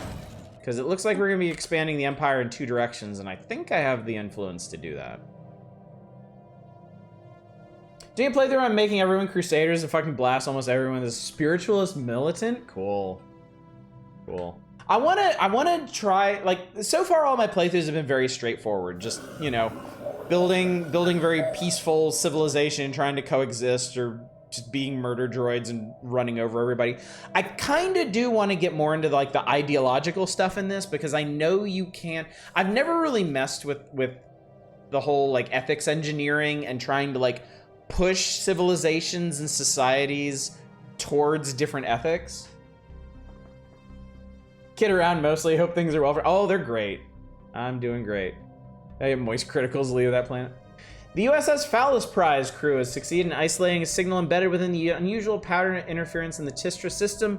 The signal is a song, a complex sonification of an advanced mathematical equation, to be precise, and one that science officer Dagagam cannot seem to get out of their head.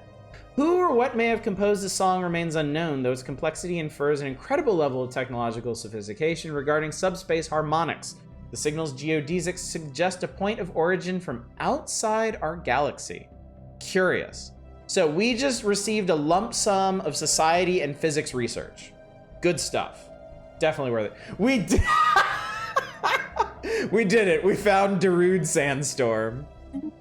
Curiouser and curiouser. All right, we have another construction ship, so I'm gonna go ahead. Colonization initiated. Never mind. One of the things I really like about Stellaris is early game, shit is constantly happening. And that's one of the things that can cause me to wash out on a 4X is long periods of just fucking nothing happening. But like early to mid game Stellaris is extremely eventful. Late game, you kind of have to make things happen, at least in my experience. I don't know if that's changed since the last time I got to late game. But I do really appreciate that there's constantly stuff going on early on. Even though you're just kind of alone in your own little corner of the galaxy, there's still plenty of stuff to do. Colony ship has gently touched down the wide, empty steppe of Moist Prime. The chosen landing site lies behind a large ridge, which shelters it from the cold wind, and there is an open body of fresh water not far away. The ship has been permanently converted into the administrative headquarters of the new settlement, and its reactor core is in the process of being removed so that it may serve as the colony's temporary power source. Hundreds of small tents and prefab shelters have sprung up around the former starship's massive hull as colonists begin to disembark in large numbers, the first Jehetma city on an alien world. Late game is either a victory lap or manic attempts at damage control while the plates you spin crash down around you. A great day for the Jehetma Dominion. Lump sum of engineering research. So good stuff. So now you can see over... surveyed. You can see over here in the outliner, Moist Prime has a huge, long progress bar. The initial colonization process is basically that process that they just described. They've landed the ship, they're going to disassemble it and reassemble it into the first Jehetma city, the first permanent residences, the first permanent amenities. Once this bar fills up completely, then we can interact with it on the same level as we do Jehet Prime, but not before. Depends on, a lot on how your relations with the other races are, if there are any remaining. Yeah, like I said, the one time I beat the game, I didn't have to worry about that because I just expunged everybody. They weren't around to give me any shit anymore.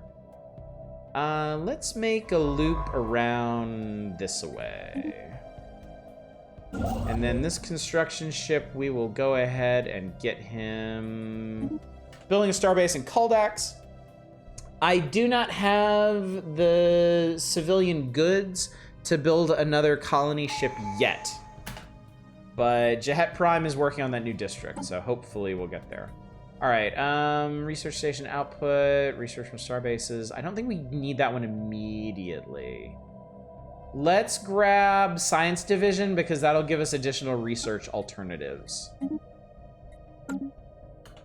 Construction complete. All right. We'll build a mining station to get that sweet, sweet energy. System surveyed. The Obalon system has been surveyed. Pretty simple system, it seems.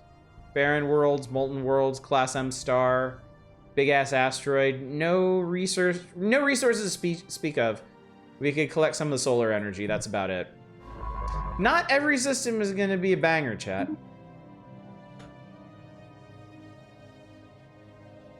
You just got to prepare for that. Ooh, another potentially habitable world, arid. How do we do on arid worlds anyway? Oh, hello. We've detected what appears to be a naturally occurring subspace phenomenon at the edge of the Milistamu system. A rift in the very fabric of space-time is formed here, creating a wormhole that our scientists speculate may provide a conduit through subspace to another wormhole located somewhere else in our galaxy. Depending on where the second wormhole is located, this could potentially allow ships to travel from one end of the galaxy to the other in a matter of days. Unfortunately, this wormhole, like the vast majority of its kind, is inherently unstable.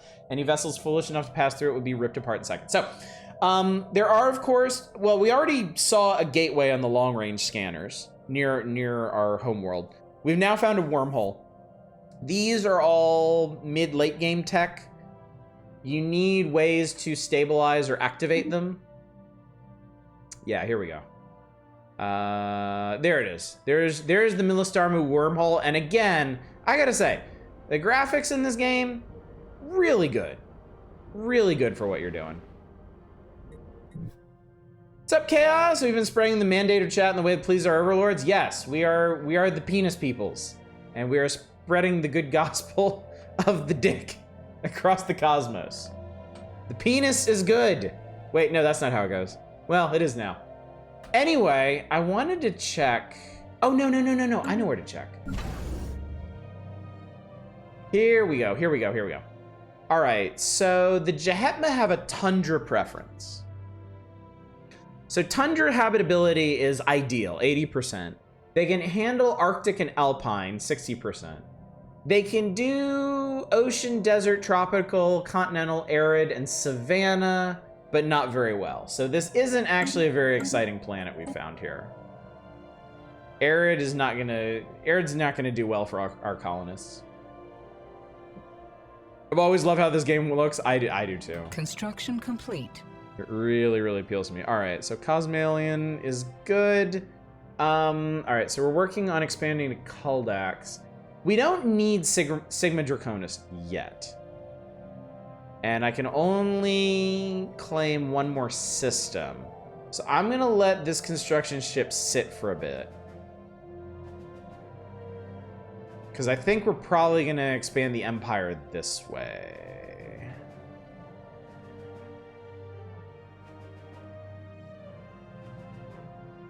All right, new district's been built in the Empire's capital.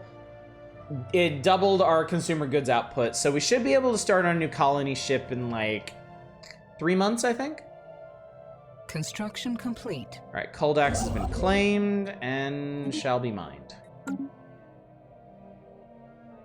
Yep, it's another tundra world, which is perfect. I like getting into genetic tampering. I think I messed with that a little bit once, but not seriously. There's a lot of stuff in this game that I haven't really messed with. So a lot of unexplored horizons in this. All right, let's get that colony ship going. Spread our dong people further through the cosmos. Now, as we do this, Anomaly discovered. hello, yeah, go for it.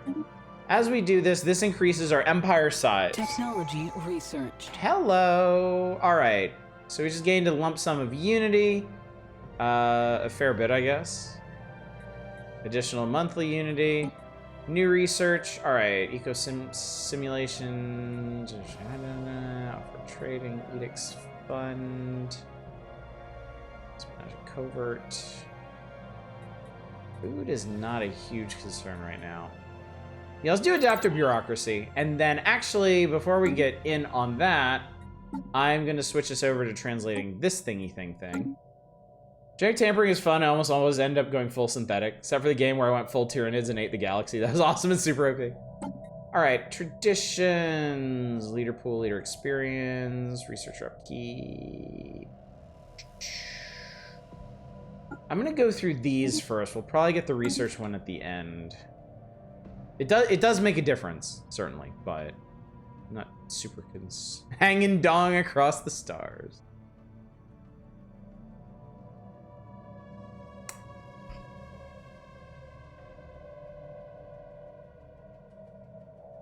Thinking about building another science ship, potentially. Where the hell is that? What's going on? First contact. More vessels in the Jahet system. Some sort of expedition across the galaxy with purposes unknown. They have not made any hostile moves. No heavy weaponry. Seem to be broadcasting repetitive. Okay, so this is the same... I'm sorry, weren't we... Oh. Oh, weird. We basically got the same message from these guys that we got from the Caravaneers. So that wasn't new first contact. That was just... Anyway, moving on. My station towards Grand is having some neck work done. We're spending the day over there with the doggo to help her. That sounds like a fun time. Sounds like it'll be nice.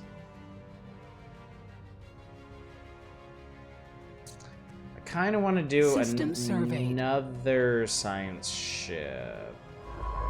I always worry about over-expanding on science ships because the leader pool is so limited. But I do feel like it would help. So, and we've got a construction ship just Construction complete. Oh, hello. Most of the asteroid has been laser chiseled with great precision in the likeness of a small Jahetman temple, a shrine to the untold great destroyer deity of several old Jahetman faiths. The tumble has been tumbling through the quiet of space for longer than we have been capable of space flight, a finding which disturbs more than a few of our researchers. Despite the unsettling nature of this discovery, Science Officer Dagagam has suggested we search for more objects matching the characteristics of the space temple. They prepared a list of likely candidates in nearby star systems. We found a space temple of our own people that predates our own space flight capabilities, which is kind of nuts. We could let sleeping gods lie, or begins the shrines to the old gods event chain. Hell yes, we will. Log updated. All right, how does this work?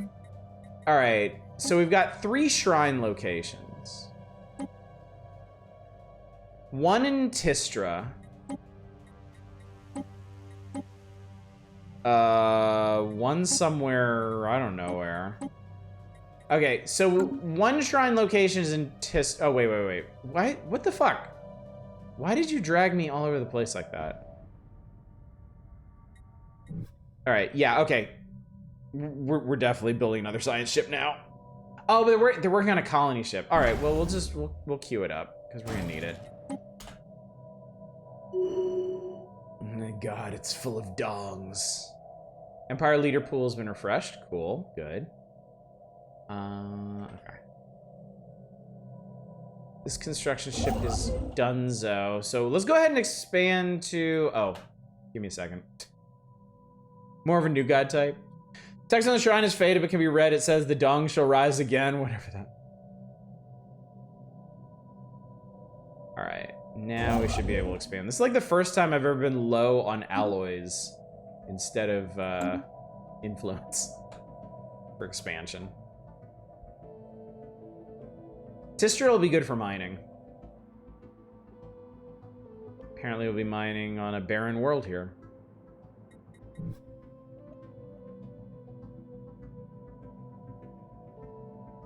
Everything's going in Seraclis. Seraclis is a neat looking system.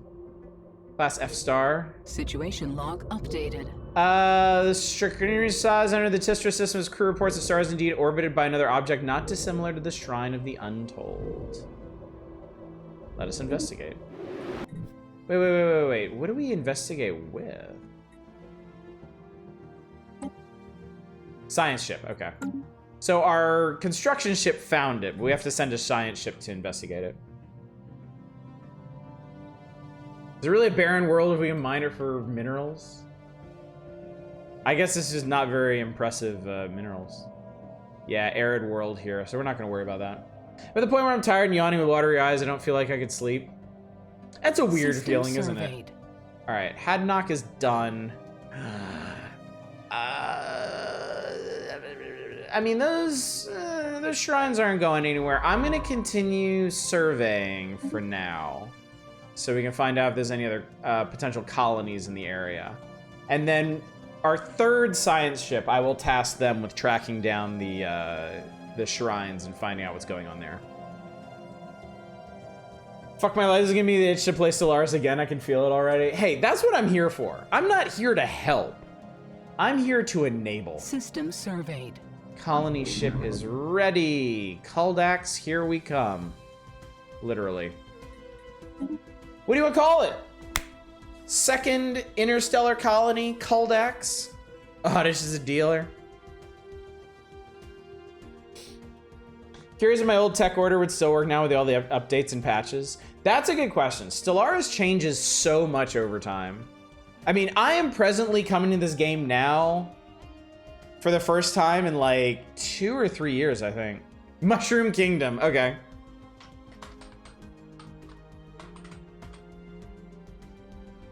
Boom. All right. All right, you, man, this is a really boring sector of the cosmos over here. Plenty of energy. I mean, there's a wormhole, but yeah, I think we'll probably continue expanding in this direction. All right, Tistra is all set. We'll build some mining stations there. Ooh, there's a tundra world, small tundra world there, alpine world there. Okay, yeah, we're definitely expanding in this direction. So I'm going to grab our construction ship, and I'm gonna go ahead and get him. Well, you can move there. It's got to be surveyed, but we'll get to that. Bet my left spore sack, the boring sector of space ends up becoming a giant thorn later on. Ain't that the way? Yeah, we're gonna find some like militaristic faction down here, and they're just gonna expand all through here. It's gonna be a huge pain in the dick. There's significant scarring on the surfaces of the world in a pattern that cannot be natural from orbit. The massive rifts look almost like writing. Well, research that shit. Get on it. We have another science ship. Let's crew that. What do we got? Leader experience gain, energy credits. Sucks at that. I mean, this guy's good at surveying. Oh, these guys are level 2 though.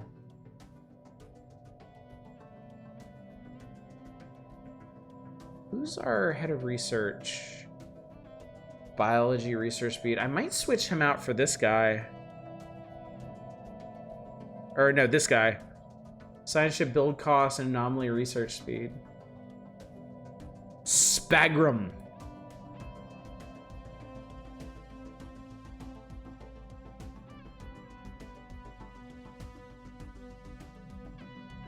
Yeah, let's get him.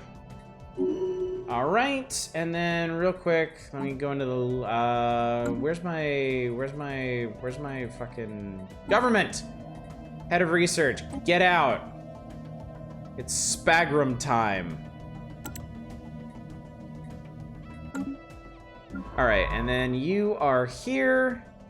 I'm gonna survey Firum first, and then we'll go back and we'll hit the shrines. Because I want to be able to get another colony going when it's time for that.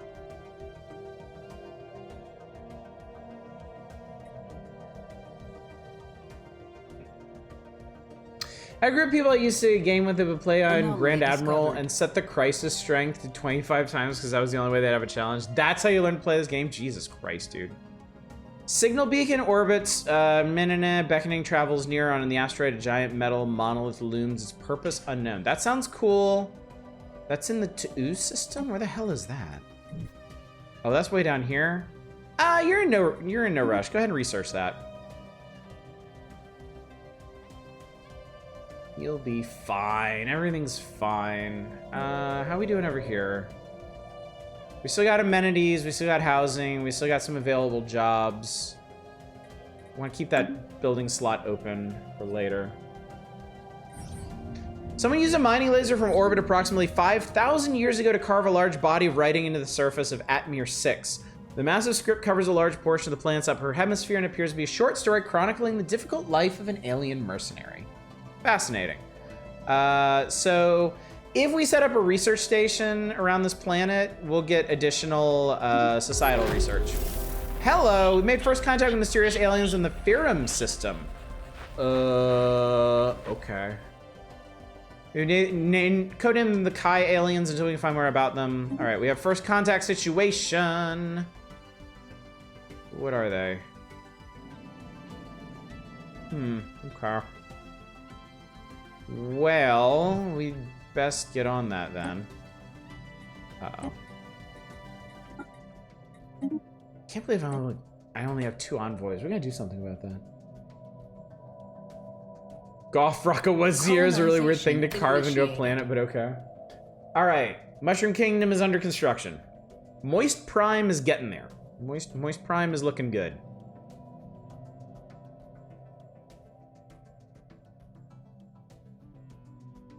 I hope these guys are not hostile. If they are, I'm gonna be very sad.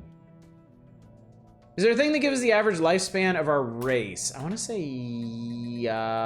species.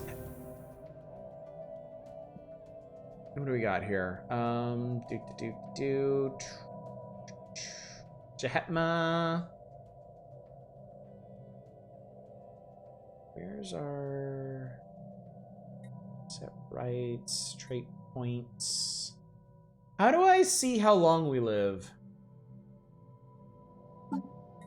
Is it here? No, that's the king. Demographics? I don't know. Oh, it's just standard lifespan, 70 years? Okay. Anyway, something's happening.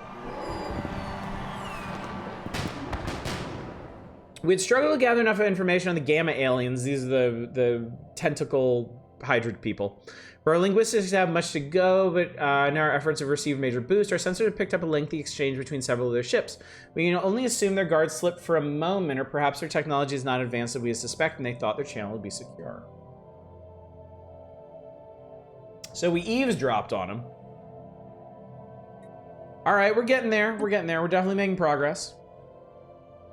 Progress is being had. Oh, hello. Incoming transmission from the Vengrelium Trium. Certified Caravaneer traders of the Caravan. Oh, they're part of the Caravanserai. We teach Xenos how to earn a substantial additional income working from home, but you seem to be doing well for yourself already. Whenever we enter your territory, we'll offer you an exclusive deal. Unfortunately, our ships are all outside your territory for the moment. Okay. Loot box aliens. Construction complete. All right, so... All right, that's done. That's did. We need to get that in there. Okay, here we go. So what's going on? That is... All right, we might have just discovered our first other empire because they are also surveying this. All right, Moist Prime has been colonized. Yeah, we might need to rush things over in this direction. There might be another empire over here. In fact, I might pull this guy back to help with the surveying.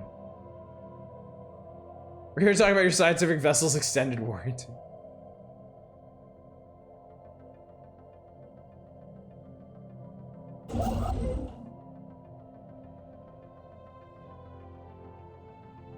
Monolithically found dwarfs the science ship we sent to investigate. A majestic, smooth slab of metal. The once garish pigment patterns on the front have been reduced to mere flecks. The small power outlet on the machine side promises that secrets will be unveiled in exchange for a modest sum of energy credits. We can activate it for 200 energy credits, or we can just leave it alone. I'm activating it. The machine stirs, ancient mechanisms clanking behind the smooth facade. After much whirring, buzzing, and dramatic pause, a metallic panel slides back, and a ship-sized cylinder rolls out of the machine. The cylinder is empty, its content long evaporated through a corroded sealing cap. The container itself is still in good shape, though, and the unknown alloy is on par with the metal we use to make our ships.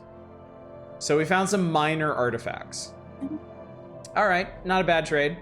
Minor artifacts are part of our exotic resources. These will come into play later. We have completed quantum theory. Let's see, research stations, fusion reactors, improved deflectors. We're gonna do fusion reactors. For now, let's see. Alpine World, okay.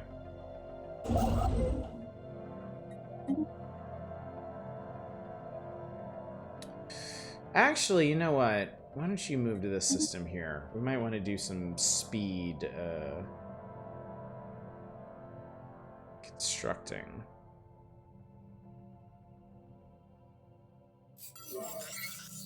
Oh, well, here we go. Strategic resource discovered. We've discovered a previously unknown strategic resource dubbed volatile motes. Preternatural particles contain a tremendous amount of energy which could be exploited in energy production as fuel or even as explosives. We do not yet possess the means to extract this resource. We should seriously consider establishing control over the system for future exploitation. So that's the Firum system. Well, I want this system. What did I just see? Oh no, that's my ship, okay.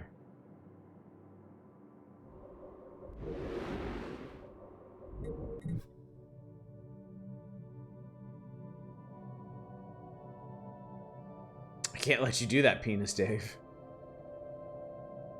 Same position where Shatora can give me head pass. Best idea I've had all year. Nice.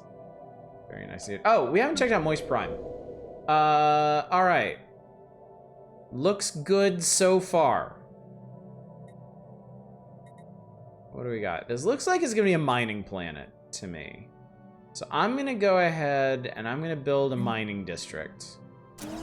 Just so we have, so each district you build increases your housing and your available jobs. So presently we only have 2 additional housing slots and 1 additional job.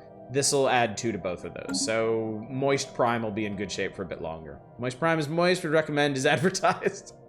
Right, I really need Firum. System surveyed. Really need you to finish surveying Firum. Alright, let's survey this system.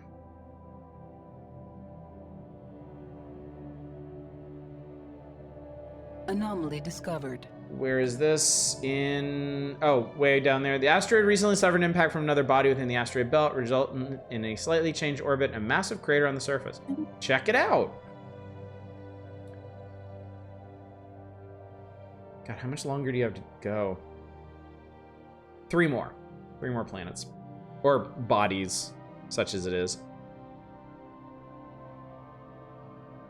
It's a nice system. Lots of energy, lots of minerals.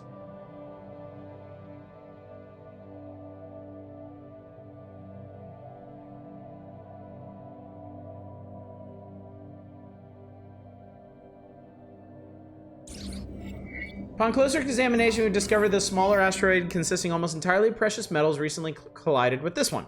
Small but dense cache of metals was hidden just beneath the asteroid's surface, but now has been discovered it should be accessible mining. Adds additional mining resources to that asteroid. The crater found an organic compounding virus. We refused the vaccine to mask. Strong energy emissions of an unknown origin make this asteroid stand out from the rest of the peers in the crowded asteroid field. Okay, I'm starting to wonder what's going on in this system. This is a surprisingly eventful system. Oh, there's just a bunch of big asteroids. System surveyed.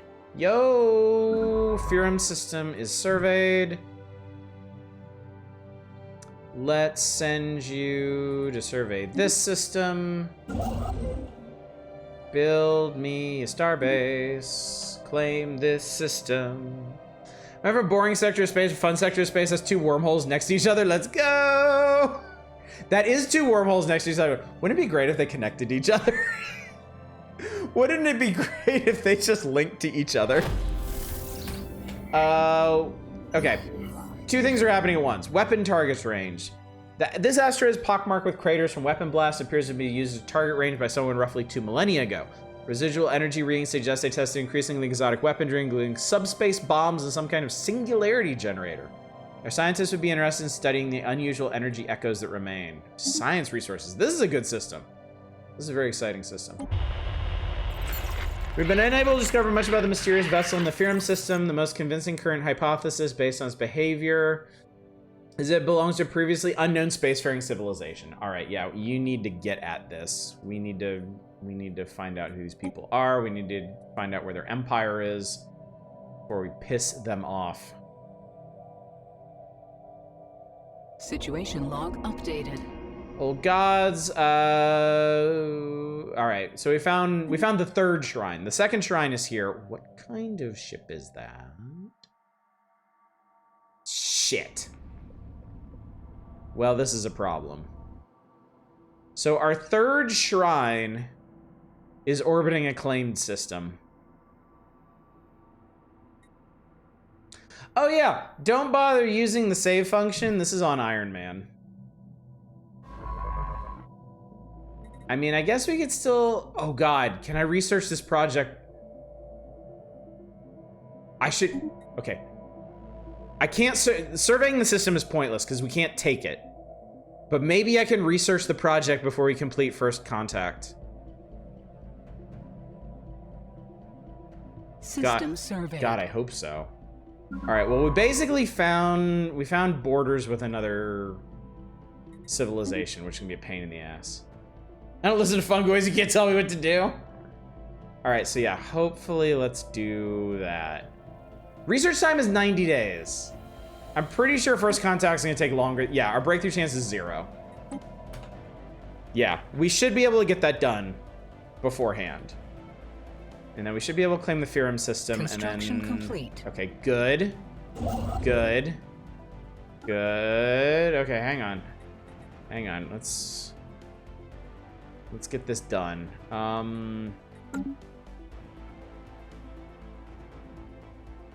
right, you are gonna build a mining station there, and you are gonna build a mining station there.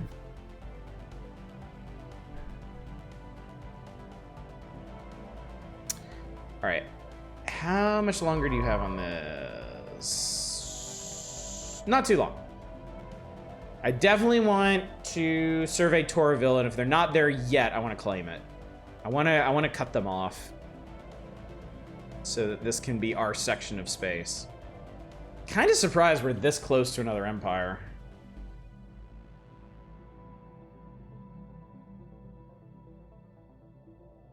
Might not be that close though. They may have gotten an advanced start or something. Hello, new tradition. Researcher upkeep. Let's go ahead and grab this one. I'm not too worried about the upkeep. I just realized the shape of the empire's face. System surveyed. It's a little lopsided, but you know what? Don't let anybody tell you that's a problem. It still works just fine. Special project Boom! complete. Science officer Spagram is reported back from the Precipient Shrine. Its walls are inlaid with logographic script, heavily distorted by layers of a protective lacquer. Initial attempts to decipher this text failed. Its grammar is too distinct from other linguistic groups we've encountered. The crew of the JDS tried removing the protective lacquer for a clearer view, but to no avail. The mission was about to be declared a failure when, on the cusp of an irritated outburst, Spagram suddenly began to perceive discrete lines of coherent text. It did not take the crew long to utilize these insights as a codex. Soon they had the ceiling, walls, and floor imaged in a spiral pattern, part of a broader picture which we believe may be completed using text from other shrines. We got it! We got him! Alright. So since this system is claimed, I'm going to pull them back and get them to do the Dupree system. And then they can just go ahead and research this shrine and this shrine, and then we'll see where that takes us. I guess. Do we have... Special project complete. Boom! I think this was the exploration log. After many weeks of study, our expert linguists have unearthed the meaning behind the documents found on Kuldax 5. Documents were philosophical ponderings by a famous scholar, only referred to as Talisa the Teller of Tales. Her teachings have provided us with much insight into how to better gain political results by applying different states of mind and use large-scale questions as a focus for reform. This gives access to the Master's Teachings Philosophical Mindset Empire Edict. We haven't talked about edicts, because right now I need my resources for other things, but edicts are things that we can spend, I think, credits or energy credits, unity, influence, other resources to enact empire-wide. They can cause Construction complete. significant changes. They can cause quite significant changes. All right, I'm gonna go ahead and send you here. And then the other one, when he's done, I'll send him to Dupree. Construction complete. Perfect.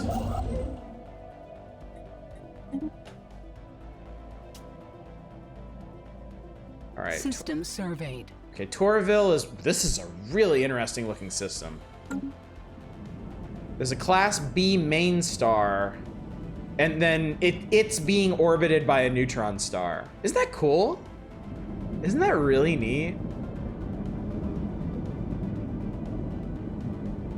This game, I think one of the big things I love about this game so much, there's a lot of sci-fi 4Xs out there. There's a lot of space empire builders, but I really don't feel like any of them quite capture like the unique wonders of space like this one, where you can just zoom in on a system and it's just, I mean, just the very nature of it is really, really cool. Yeah, there's so much to find. And there are far more unique systems than that in this game. Have we found any trinary systems yet? Doesn't look like it. I know they're out there. There's a black hole over here. All up ins this empire's shit. All right, you have the Kazon system. That's interesting. I'm gonna go ahead and do this spur here. There might be something cool up in that corner. We also never surveyed the Jalen system. Eventually, we got to get back there and do that. There might be something amazing there that I've just skipped over. Log updated. We've confirmed that there is another shrine in the Dupree system. We knew that already. Whatevs. All right, Firum is ours. We could colonize an alpine world, and you know, if we're gonna be having relations, not that kind of relations, but if we're gonna be having relations with this other empire, we might as well have some interests nearby. So let's get another colony ship going. Our resource production is pretty solid at the moment. We're in good shape. Capital's in good shape. Moist Prime is in very good shape. Yeah. It's good. It's good, chat. Everything's good. Most Space 4X, you replace the map with literally JPEG of the box art, you wouldn't lose much. Stellaris actually kind of tries to have space systems that do space things. Yes, exactly, Marwell, exactly. System called Sol that has all the same planets and Earth is an irradiated wasteland with sentient cockroaches for the main life form? Yeah. I think his narrative structure for the 4X is actually one of his best parts. There's a story that goes through, which very few 4Xs do, is usually the best ones. Alpha Centauri being the best example. I agree with all of this, folks. I very much agree with all of this. Technology researched. We got something. We have carrier operations. This could potentially be pretty powerful if needed. Minerals, coil guns, refineries. Minerals from miners. Mining station. Where are we getting everything from? I think it's stations. I'm gonna go for 0G refineries. Not that relations, not with that attitude you want. Slap on some Shroom Trek and copy the sweet sultry moves of Captain Fame's. Oh my god.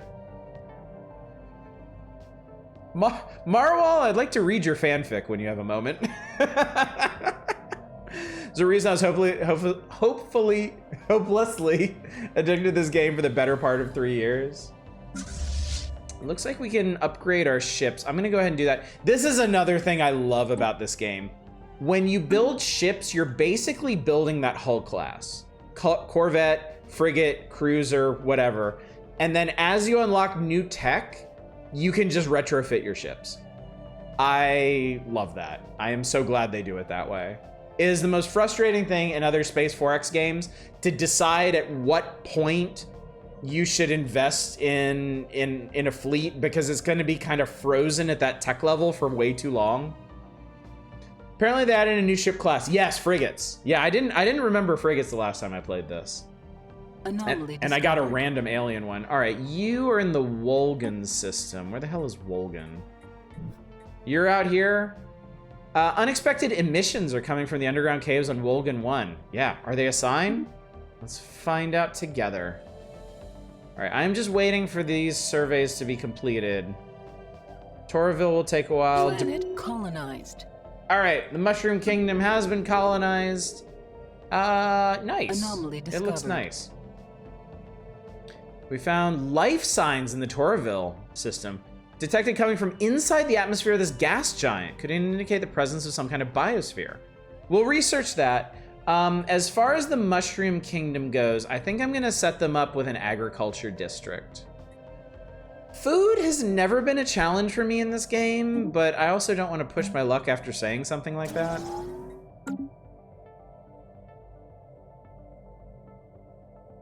From the bolt gun system. Alright, we still got 2. Hello, what's going on? Our attempts to decode the language using the signals from the Kai aliens have hit a setback. Oh, key assumption has been conclusively disproven. So we lost insight. All right, it's gonna be a while before we understand what the fuck these people are on about. So we'll just keep pushing in towards their borders.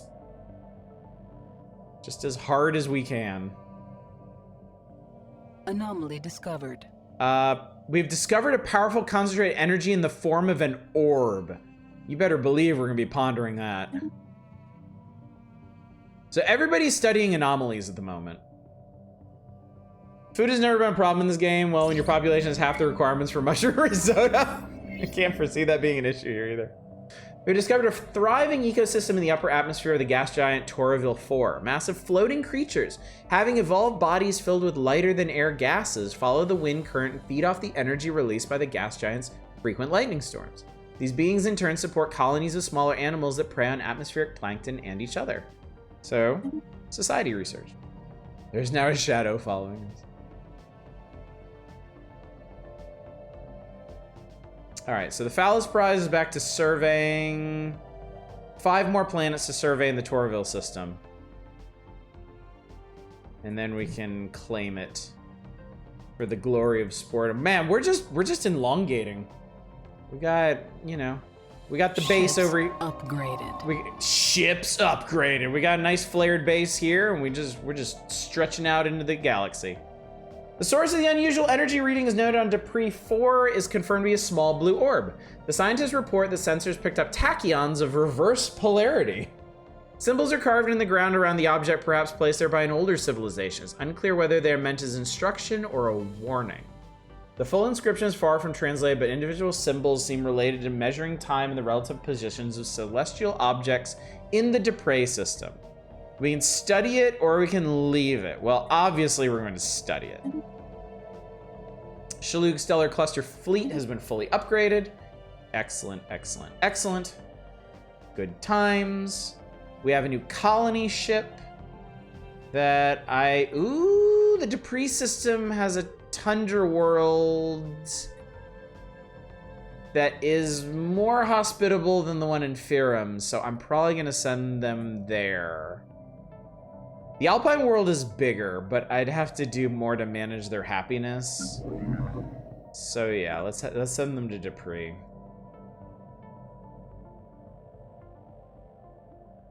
Actually, how is... All right, below the surface of Wolgan 1 lives a most peculiar organism. Scans and samples show there's some sort of mycelium. Ooh, we like those. Littered with spores. Compared to the traditional size of spores on our homeworld, these are massive. Their surface is a shimmering kaleidoscope, and the hues seem to change based on their surroundings. The strangest thing about them is they seem to form a network capable of generating what the science crew believes could be a signal. The current emissions are very weak, but with some effort, it might be possible to find out where they lead. If we try to identify the signal destination, that's a special project, the Fungal Trail. We could bring them back to be sold. No. And we don't have time for this. Fuck that. We are issuing a special project. Situation log updated. Now, where is that? Fungal Trail is in Wolgan. So here's what we're gonna do. the Keldine Boo is gonna finish surveying Wolgan and whatever the hell this is. And then on their way back from here, we'll run the project. Death Grips fans confirmed. Mycelium network, you say? We made via a discovering signal. Let's bone. They are DTP. While working the site on Dupree 4, Spagrum brushed against the blue orb. They later described a vision of time stretching out like a river into the infinite future and past. In front of them, blue energy arced out of the time stream and was absorbed by their body. Although the incident was accurately measured by the other scientists to span less than a second, they experienced it for more than an hour. After the vision ended, Spugrum was certain that time would no longer affect them. With an infinite lifetime ahead, they want to use their endless time to explore the universe on their own. So we can let them go, or we can ask them to stay. What do you think, chat? I'm gonna leave this one up to you. Spugrum is now immortal. Do we leave them to their own devices, or do we keep them on as an immortal researcher? Let that Wang wander free.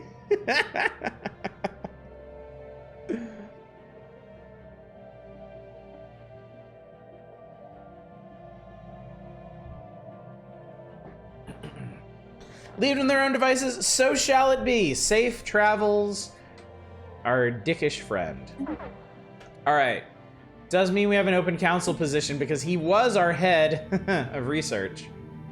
And we have an uncrewed science ship now. Let them helicopter in peace. Seems a bit unwise to try and contain that which can outlive you, yeah. Something has to prove we were here if we feel. What better than the immortal Wang? Also, what's going on with our Unity?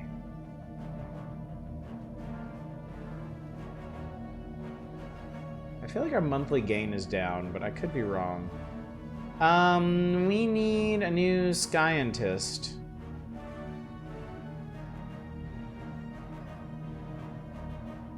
Do we have somebody we could recruit straight into the posts? Starbase modules, monthly, yeah. Energy credit upkeep. Experience, energy credits. Okay, we don't make him a counselor, that should be fine. All right, Dagagrom is being reappointed head of research. We don't have a whole lot of options here, so we'll take survey speed guy. There we go. All right, and then you were in Dupree. All right, let's finish surveying so we can start building infrastructure, and then I am going to be researching those shrines. Dagagom got the expertise. Biology too, nice.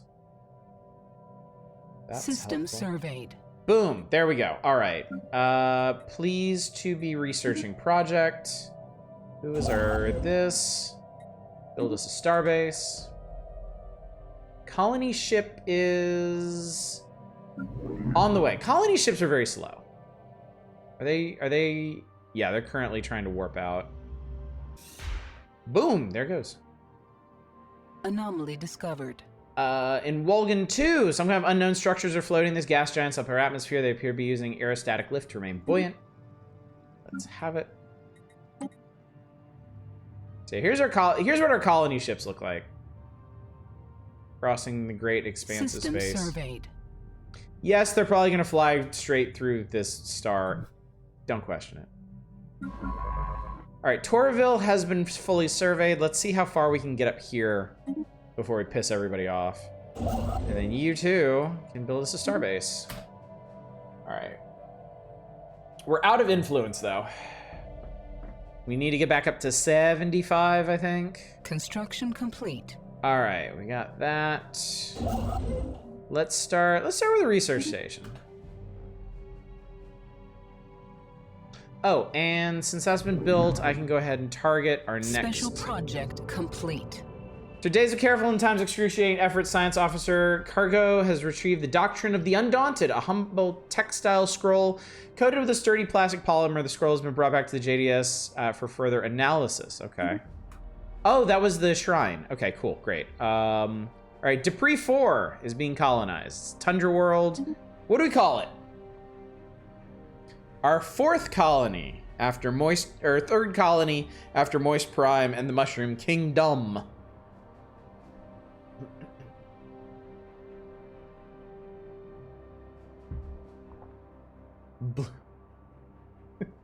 Shrinkage. Shrinkage Prime, I like it.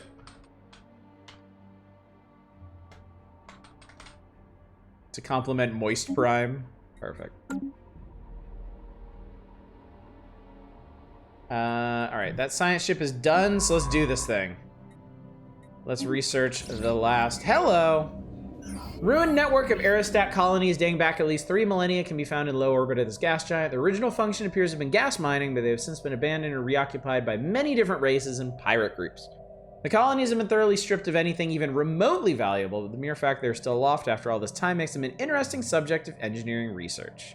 So that adds engineering research to that location. Wolgan seems like a decent research place. You name a scientific vessel Expandong? Absolutely, yeah. I didn't set up any Dragon Coin stuff for this because I didn't know how long people would be enthralled by Stellaris. But if this becomes popular, if y'all like doing this, then yeah, I'll set up some proper redemptions and stuff.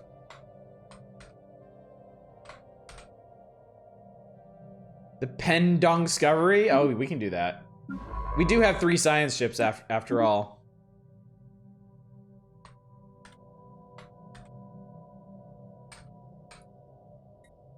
Actually, this seems like a good time to mention I finished watching all of Strange New Worlds that's on YouTube. So the entire first season. I gotta say, Strange New Worlds started fine. The first couple episodes were fine to good. From episode 5, it got great, and it only got better. I absolutely loved it. How was Bisexual Thirst Trap show? Oh, beautiful. I loved it. Yeah.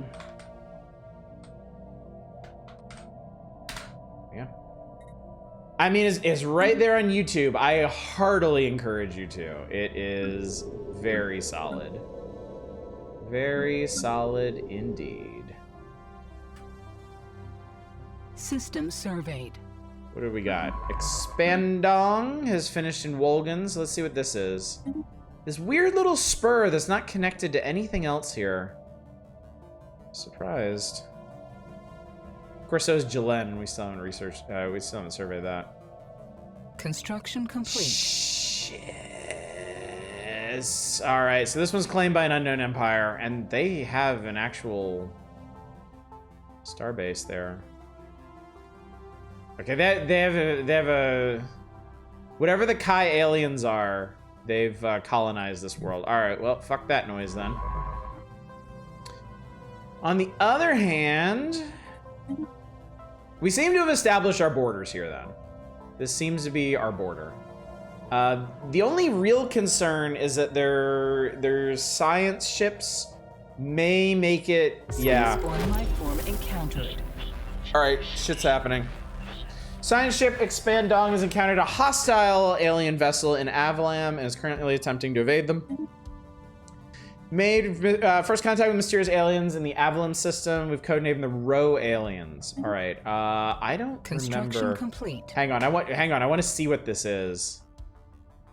What the fuck are these? Okay. This looks like some kind of drone fleet to me. With a drone station. So, for those of you wondering, the way combat is handled in this game is based on power. The hull, weapons, armor, engines, computer systems, everything that goes into making your ships work, traditions, all of that, translates into a power rating, your military power, an estimate of the combined offensive and defensive capabilities of the fleet. Our set of 3 Dong corvettes has an estimated power of 158. our shipyard station, our big station, has a defensive power of 690. This fleet of drones has a power of 4,300. So we don't want to fuck with that. So I'm gonna go ahead and give this ship the order to research the projects in this system. And we will leave, can we even do this? I don't think it, I'm gonna wait until we finish first contact with this empire because that's kind of more important. We only have 2 envoys. You build your mining stations, you build your research stations, then you're heading to Landies. Okay, cool. So yeah, now the issue is we kind of need to fill in all of this space. Leader pool is refreshed, okay. Yeah, my concern now is the Kai aliens sending, which appears to be what they're doing, sending their science vessels through our territory. Special project and complete. Potentially building parts of their empire on the far side. Power scale in this game fascinates you? Yeah. Oh, what's up, Dave? It's good to see you there. Yeah, probably the mining drones. I have seen them before. Deciphering the pictograms in the benefactor's shrine went more smoothly than anticipated. The linguists assigned to the project described these texts as somehow familiar, clicking easily for them despite the grammar's age and complexity. They note, however, these written messages allude to some truly obscure themes and contexts. We cannot fully understand their messages until they are combined with other texts associated with the quadrumvirate godhead. All right, Old Gods Revelation. The complete doctrine of the gods, for that is how we believe the recovered text should be regarded, is as revelatory to us as it is devastating to the fantasies upon which our ancient religions were founded. When placed within a Jehetman-centered context, these texts make it clear we were meant for greatness, guided by the strong hand of a religious leader. We are destined for godhood, but our past is littered with unfulfilled prophecies and sin born of ignorance. Redemption is ephemeral. All right, quick refresher. We are authoritarian, fanatic pacifists, environmentalists, led by a philosopher king. We could suppress the findings. We'll gain 80 influence. That's not worth it. We can monetize this. We can make a shitload of credits. That doesn't matter. What can we learn for this? We can gain a sum of societal research, or we walk in the footsteps of the divine. We can earn a shitload of unity and shifts our ethics towards spiritualist. Interesting. Where are our ethics?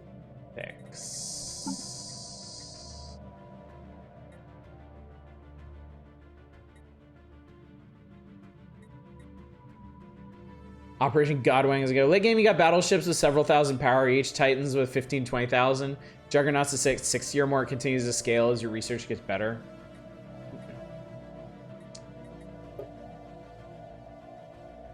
Genius, strong, communal, slow breeders. Governing ethics under your portrait to the left. Governing ethics, okay. Okay. That's authoritarian and fanatic pacifist. Well, I don't know what spiritualist would get us, but let's go for it. I'd also like the unity. All right, and that completes discovery. This will reduce the cost for a researcher upkeep. Increases our research speed, and we have an ascension perk now. Take a look at change. We're now not fanatical pacifists. Oh, did it overwrite it? Shit. Okay, hang on. Oh, it did. Now we're just pacifist and spiritualist. We can build temples, cannot use full AI rights. We have more monthly unity. Okay. Wow, okay. We actually shifted out of fanatical pacifism. Ha! Time to put the fist in pacifist. What do temples do for it? Hang on. Hold, please. What is a temple gonna do for us? Temple. 2 priest jobs, spiritualist ethics attraction. Priest turn consumer goods into unity and amenities. That sounds pretty nice. This holy book says it's okay to hit people sometime. Oh, we found the Bible. Specifically the Old Testament. How about that? How much is it gonna cost me to build a temple? I wanna build a temple. I'm building a temple. This is very exciting for me. All right, Ascension. All right, so Ascension, I'm not even gonna bother explaining this because I don't actually know how this all works. I know Ascension perks are shifts. What do they represent? Shifts in your society towards like a higher state of being? Can we name something Lo Wang? Hell yes, we can. You can name like everything in this game. All right, Nihilistic Acquisition unlocks the raiding bombardment stance. No. Interstellar Dominion, Starbase Influence and Claim Influence cost. So if we want to keep expanding hard, this might be a good one. Technological Ascendancy, another boost to research speed, and rare technology. Yes, there are rare technologies. They'll appear 50% faster, 1.5% chance instead of 1. One vision is more unity. Consecrated worlds. Unlocks decision, consecrate world. Consecrating uninhabited planets increases spiritualist ethics attraction. Empire way. Unity generation, scaling the spiritual significance of the worlds consecrated. So we can declare planets holy places. That's interesting. Mastery of nature, clear blocker costs. I don't think we need that. Imperial prerogative.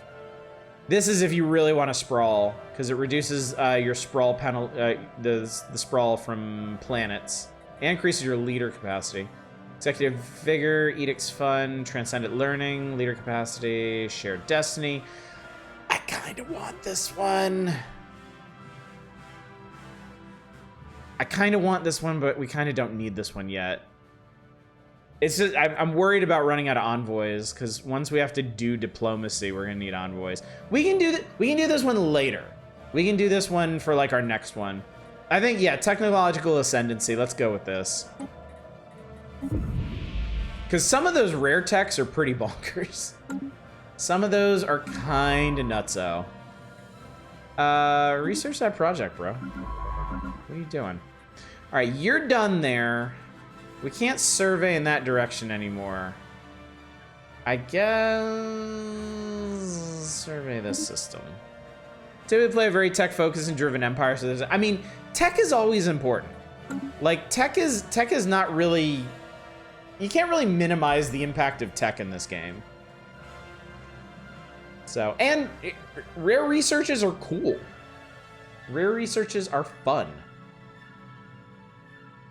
All right, colony ship is still on the way here. We could do the Firum colony. In fact, I'm gonna go ahead and do that, actually, because we got plenty of resources. Let us expand across the heavens! Yeah, real quick, actually. Hang on, wait a tick. You're here. I wanna find out what's here, because there might be something really cool there. Just got back inside. Shatora got me from the window. The moon is a reddish pink right now. News said it was strawberry moon. That's cool. That sounds neat. How are these colonies doing? These colonies are holding up fine. They're doing great. We do reproduce slowly, so that's something we're gonna have to.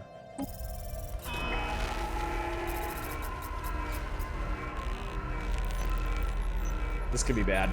Latest reports from Vagalog, our envoy sent to investigate the Kai aliens, are highly concerning. Apparently, the alien ships have made several uncomfortably close passes of our ships with gun ports open. All the while, they have also been sending us a transmission of one of their individuals, a leader of some sort. Our researchers have hypothesized, making gestures with their pincers that seem rather aggressive, to us at least. Some observers suspect they may be attempting to deliberately provoke an incident for reasons unknown. Others, however, point out that they have yet to make any outright hostile moves, and urge us not to jump to conclusions before we know more of their intentions. All right, so we can mimic their greeting, which is approaching with gun ports open, or we can ignore them. Now, I am a good and stalwart devotee of the Babylon 5 school of diplomacy. This I believe is a direct reference to Babylon 5. There is a major incident in Babylon 5 because one of the alien races in that show, as a sign of respect, I guess, approaches unknown ships with gun ports open. So I'm going to mimic their greeting. This may be a disaster, but we're gonna try it. All right, well, we got bugs and they're not nice. This ought to go great.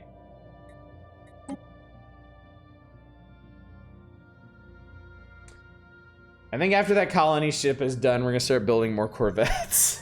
And I should probably... All right, so looking at this, we got 2...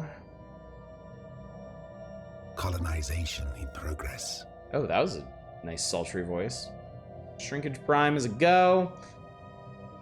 Probably gonna need to upgrade the starbase in Firum. We might want to go ahead and get on that, because we know they're hostile. While we were worried of the incursion of unknown alien vessels in our space, it was not clear until now just how much of a threat the Kai aliens posed. It seems they sent a covert force to intercept one of our cargo vessels in the Torville system, seizing the ship and escaping in the depths of space before he could mount a rescue party.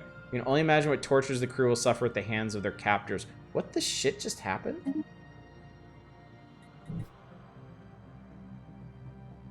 Okay, so they are straight hostile. Great.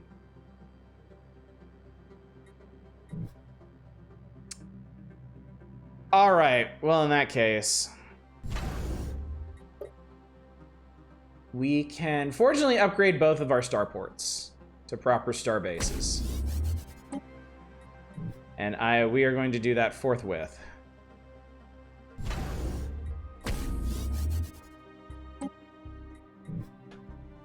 Spaceborne lifeform encountered.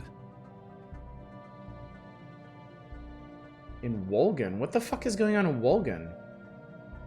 Wait, what? Jesus Christ, the drones are in Wolgan too? I can't even fucking research this. All right, Expanded Dong is not having a good time.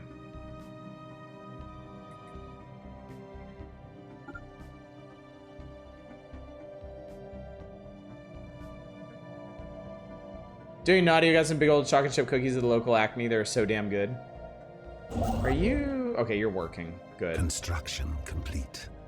All right, that's done there. That construction ship is donezo.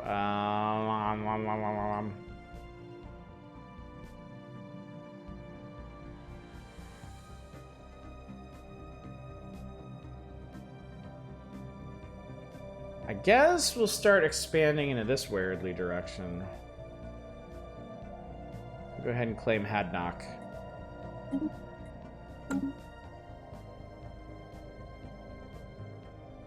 We are gonna need a lot more alloys. Ancient space station of some kind has been located at the edge of the Jelen system. Strong residual subspace signatures surround the station, indicates it may be a gateway of sorts, part of a theoretical network of similar stations. At some point we've allowed for near instantaneous travel between different parts of the galaxy. Assuming there's a gateway, its current state of disrepair is rendered unusable. So yeah, we need to be able to fix it. Yeah, the disabled gateway. Here it is. Pretty neat looking thingy thing. Yeah, class B star. 2 planets, 2 moons. Not much to speak of, but there's no accounting for anomalies. Construction complete. All right, build us a mining station.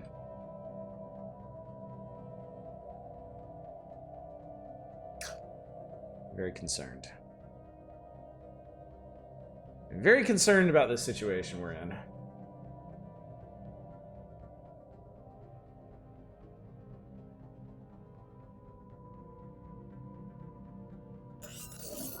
Fascinating creatures roam the plains and coasts of Landis 2. The USS Phallus Prize reports that molluscoid life forms are using tools, however limited, and may have the potential for eventually achieving sapience.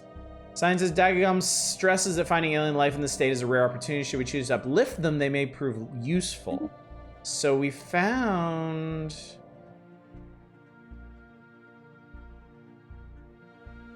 something.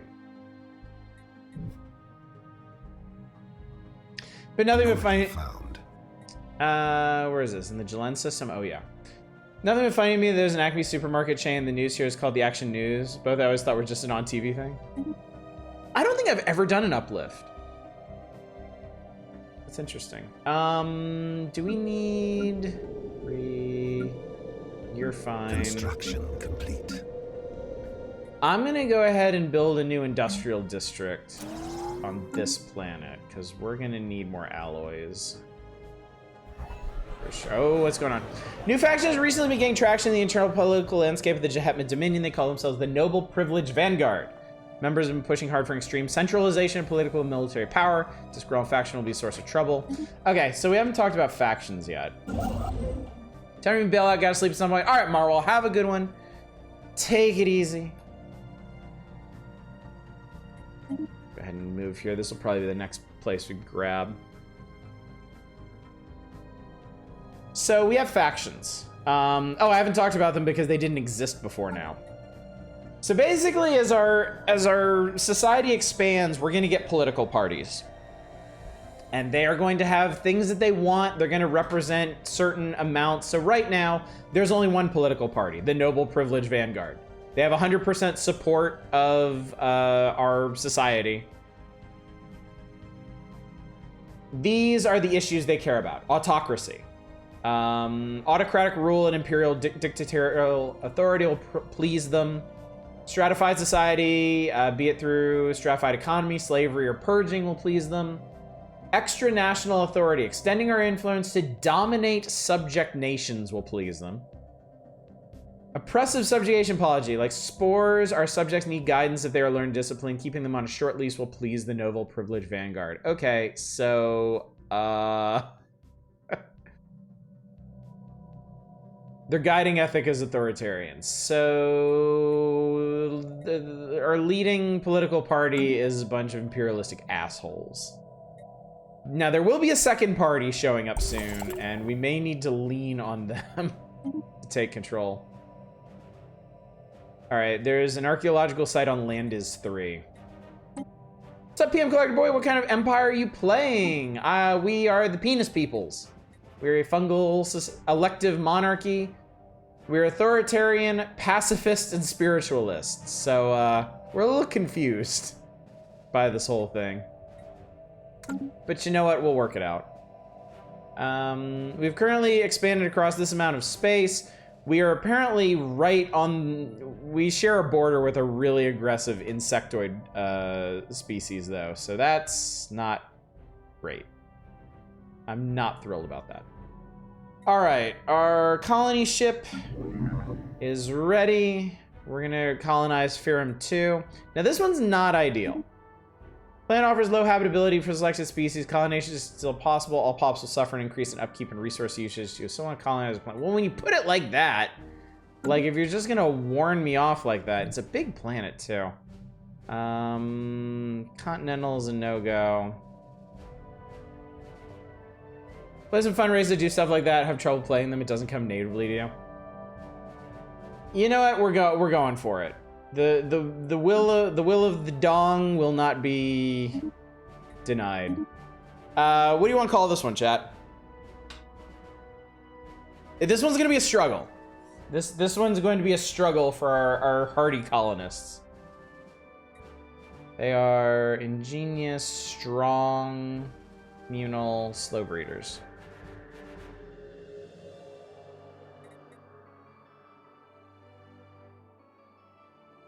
Mike.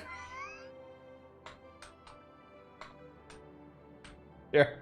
Micro pianist. This seems appropriate. All right, Ferrum Station and Torville Station are currently in the process of being upgraded. Complete. All right, we've claimed Haddonach. We'll go ahead and build mining stations there because we can't claim any more. We can't claim any more systems yet. Our influence is too low, so we're gonna have to be patient. I want to take Landes next, I think. What the hell are you doing over here? God damn it, I didn't want you to come all the fucking way over here. Well, since you're here, research the anomaly. And then I'll send them back out into this section of the galaxy. Crowd running compatibility test looks like Devotion runs well on your computer with Windows 11. Nice. Boy, there's a game I haven't thought about in a hot minute. Citing the bizarre readings surrounding Jalen, the crew of the Peng Dong Discovery have discovered that the entire system's gravimetrics are off the charts. Science officer Kaguro suspects that the Jalen gateway is somehow interfering with our sensor data or otherwise responsible for the unaccounted for mass in the system. A more detailed study of the gateway may yield more insight. All right, Situation log updated. All right, so we have a new project in that system. Strange occurrences have been reported among the colonists on Moist Prime. Apparently, many individuals have taken to dancing on the streets for hours and even days on end, refusing to stop until they're physically restrained. For some reason, all of these Empire management games love having dancing plagues. So far, it's only affected a relatively small portion of the population, and authorities have yet to establish a pattern. Monitor the situation. I think you can see where this is going.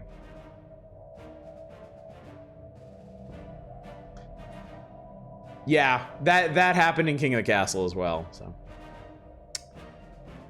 All right, so once these stations are upgraded, I'm probably gonna fit them with more defenses because we're gonna have a much better chance repelling attackers using our star bases than with our fleets, because our fleet tech just isn't that good yet. And I want to focus on Firum because we're gonna have a colony in this area. All right, so we can build defense platforms. They are expensive. Modules, we could build hangar bays for strike craft. Comm jammer, disruption field, knockout shields. Yeah, these are going to be defensive stations. I honestly don't care about species packs and story packs. I just want big toys and new ways to run a group of idiots. All right, I've got a lot of alloy to work with at least. I'm thinking hangar bay, gun battery. Hangar bay, gun battery, comm jammer might be the way to go.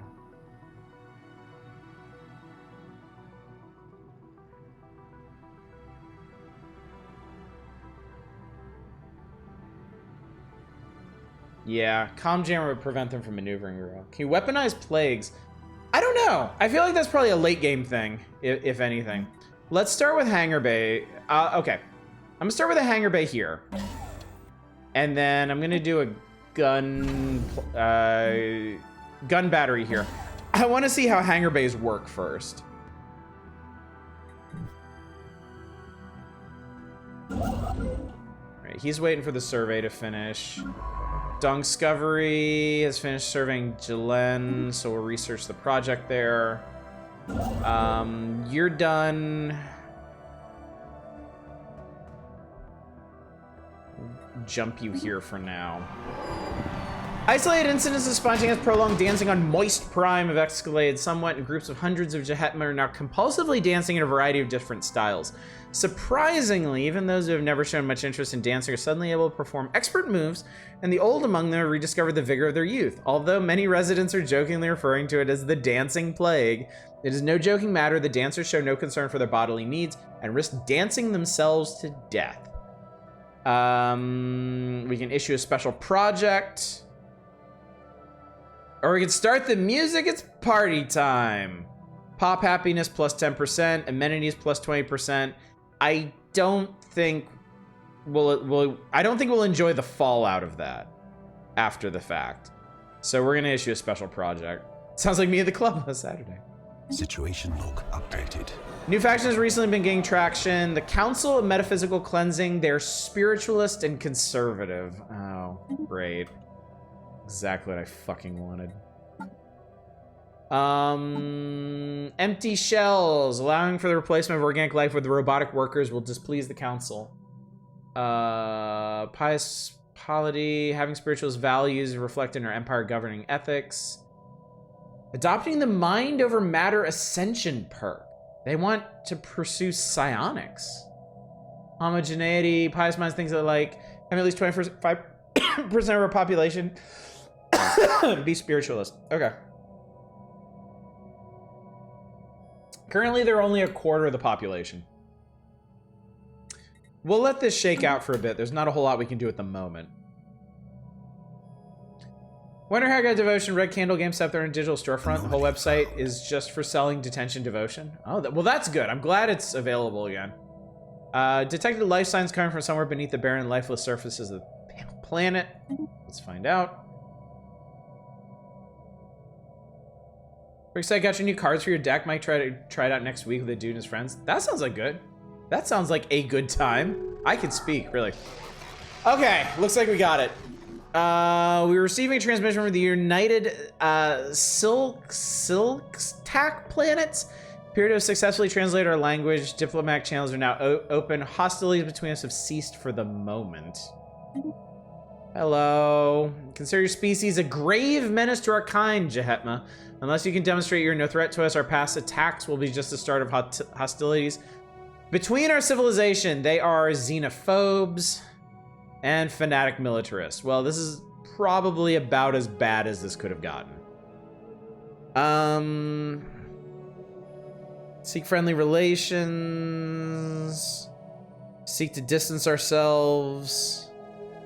Throw away your old ways. Prepare for hostilities. Poof.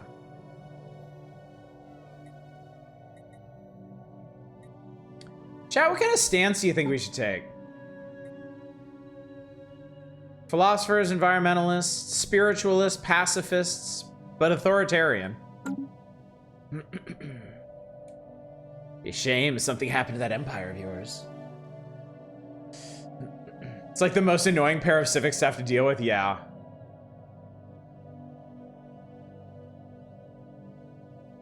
Try to be chummy with the neighbors at first. Let's see what we can do here. News we encountered intelligent alien life for the first time. Well, not the first time.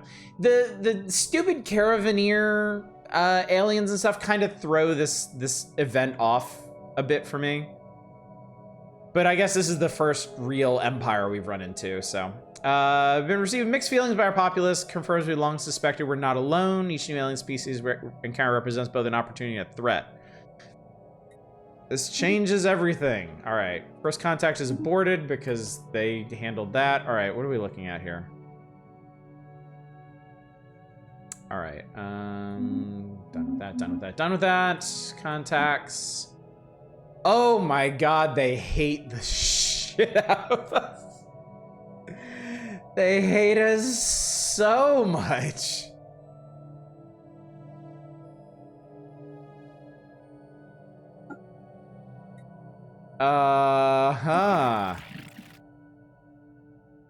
Do not think the unified plans will show you mercy because you shrooms are too stupid to defend yourselves. Oh, God. I don't think we'll be establishing an embassy anytime soon. We can attempt to... This is what I was waiting for. We can attempt to improve relations. Let's see if this is going to help at all. We're currently at... What was it?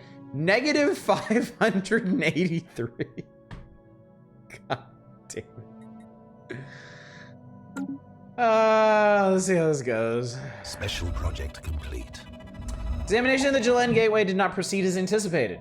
With sensors registering gravitational influences, orders of magnitude beyond expected values, Officer Kagro chased the source to the very center of the derelict space-time conduit. What they found there appears to have changed them.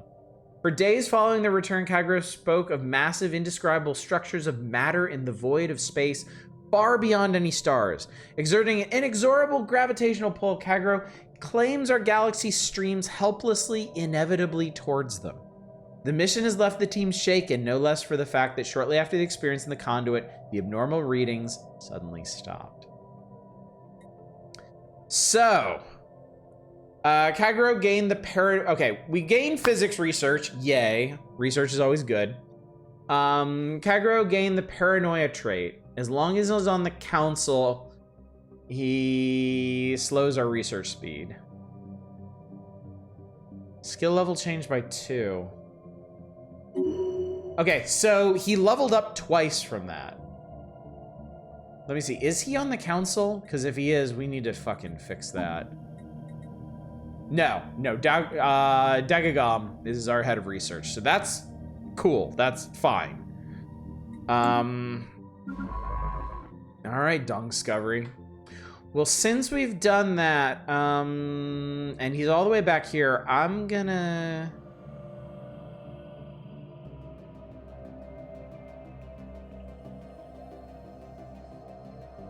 Sorry, what's going on here? Okay, they're on the way. I'm gonna clean up some of these anomalies we left behind.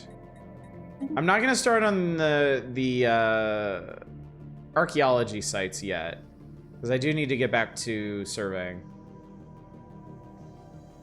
Yeah, 500 is bad. I think it's on a scale of positive to negative 1,000, if I'm remembering correctly.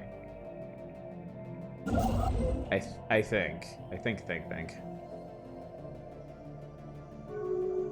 What's up? Borders closed. Okay.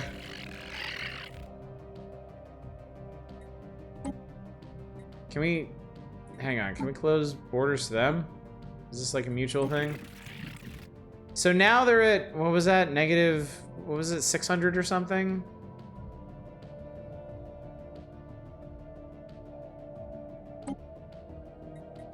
Well, I mean, we're gonna close borders to them. Yeah, negative 623. Okay, I don't think improving relations is an option. Oh Christ. Immense ragged plains of shadow drift across Cosmalian's face. They're cast not by clouds, but sheets of organic material drifting through the upper layers of the atmosphere, hinged or rather joined to allow small degree of articulation. Science officers are unwilling to say whether these things are flora or fauna, or what purpose they may have. We have the shadow play modifier, though, to one of our planets. Here. You're not busy at the moment. You're not going to be taking that anytime soon. Build as a research station there. Some kind of burrowing silicon-based life form inhabits a vast network of tunnels beneath the barren surface of Landis 7. As best as we can tell, the creatures feed off rocks, and there's evidence to suggest they possess a rudimentary form of intelligence. Tunneling efforts have shuffled large amounts of valuable minerals to the surface. Cool. Don't suppose you've also played Distant Worlds? I have not, no. You are here. And you are there. Oh, right. Okay, so you were doing... Okay. All right. I remember what's going on now.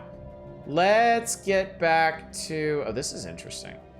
It looks to me like there's a very important hyperspace corridor through here. I think we should survey that... Actually, before we do that, survey this system. It's right here. It's fine. But I think there's going to be a very important connection over there. Charted. All right, Landis is done. I don't think... We can't starbase it yet. We need... It's going to be like 3 more months. But we'll get back to surveying these systems over here. All right, first line of defenses are almost online. Construction complete. There we go. All right, so what do we got? How does this work? All right, so we have a hangar bay. We have a hangar bay. Cool.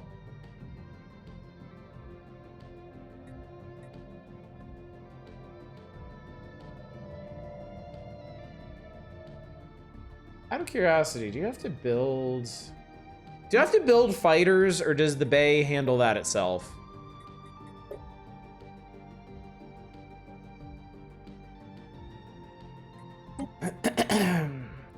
Don't know, 1-3, can you do like chemical warfare? It builds automatically? Great, okay, good. I was worried about that. All right, in that case, let's flip the script on these guys. So you have a hangar bay, so you will get a gun battery now. Wow, this makes these stations really powerful, in fact. And then you get a hangar bay. And then I'm gonna do, I think my plan was comm jammers.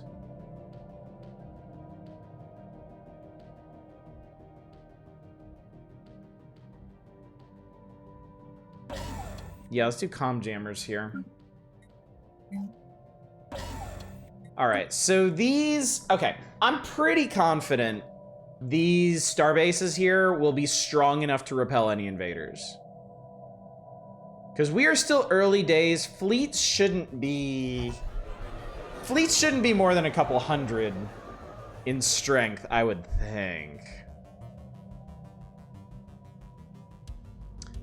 Anyway, as far as chemical warfare goes, I think that is a possibility, just much later in the game. New faction has recently been gaining traction. The Prosperity Council. Lobby for national focus on financial growth and stability through peaceful means. I like that. That sounds good. Wow, they're actually really prominent. They're actually really prominent. They have, yeah. Fully 50% of, ooh, I like this. Can you manage these? Okay, so this is something I haven't really messed with too much. So we can embrace factions, bringing them into our government, permanently change our governing ethics, and displease all other factions of the Empire. We can promote them, and we can suppress them. Okay. Well, so far things seem to be going in our favor. So the whole galaxy must learn of our peaceful ways by force. Oh my god, my earbuds died. Oh my god, it's after midnight. Jesus Christ, I didn't realize how late it was. Dude, like, I feel like this stream has just flown by.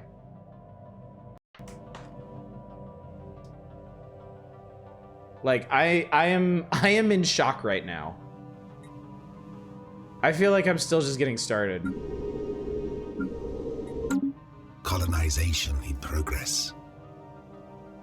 This has been really fun. I mean, I love this game. I think this game is really cool. Nestled in sheltered pockets across Koldax 3 surface, a rich sludge of simple organic compounds that our researchers believe could be a hotbed for abiogenesis, the spontaneous formation of organic life from lifeless matter. Koldax 3 has an unusually thick atmosphere for a barren world, which could make it hospitable for simple life forms. While this presents a unique opportunity to study what could be the early stages of the origins of life, it'd be best to set our expectations low, as it may still be millions of years before they manage that. Okay, where are you going? Oh, well, you can do this first then. All right, you, I think, are done. The addiction is real. This does, yeah, it's true. This game does have a very steep learning curve. But a very worthwhile one, I would say. A very worthwhile one. We'll set them to survey this system. When he's done, he'll survey this system, because I want to know what's going on with this hyperlane over here.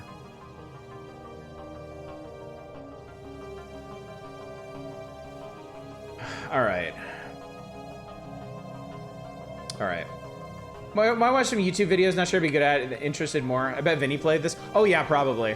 I mean, this game's like 7 years old at this point. I guarantee you almost all of the big YouTubers have probably played this at this point. All right, let's build this one. Finally give you something to do. We're gonna keep going for a bit because I am enjoying this way too much to stop now. I hope you understand, Chad. I really like this game. All right, so it looks like they are expanding around us. All right, the Stellaris system has been charted. There's more volatile motes there, which will be nice. Right, you're going there. I said you're going here. Empires, what's up? I've been good. How you doing? Decided on a whim to start playing Stellaris tonight, and have just been absolutely enjoying the hell out of it. So much. All right, we have fusion reactors now. Good. Survey, research, blue lasers. I'm gonna go with exploration for now. I'm putting a lot of faith in our star bases. Age 1 more year last Thursday. Congratulations! Happy birthday! Hope it was a good one. Hope you had a lovely time. Oh, yeah, we're not doing that yet. Let's get research first and then mining. We want to upgrade the fleet. And then once these star bases are ready... Construction complete. Actually, I guess I could go ahead and start expanding the fleet, too. Let's get this research station going. A good 48 hours, and then as soon as I get back to work, a world of shit fell my... Oh, don't you hate that? Yeah. Anomaly found. I'm a little annoyed at my work right now, so... It's been making me grumpy lately. Grumpier than usual, so... So streams like this have been exactly what I needed. Small rectangular object on the surface of this moon is deflecting all scanning beams like a mirror. Our sensors are unable to determine its material composition. Well, get in there. Make that shit happen. Vessels upgraded. All right, fleet's been upgraded. How much would it cost? Build 2 more Corvettes for now.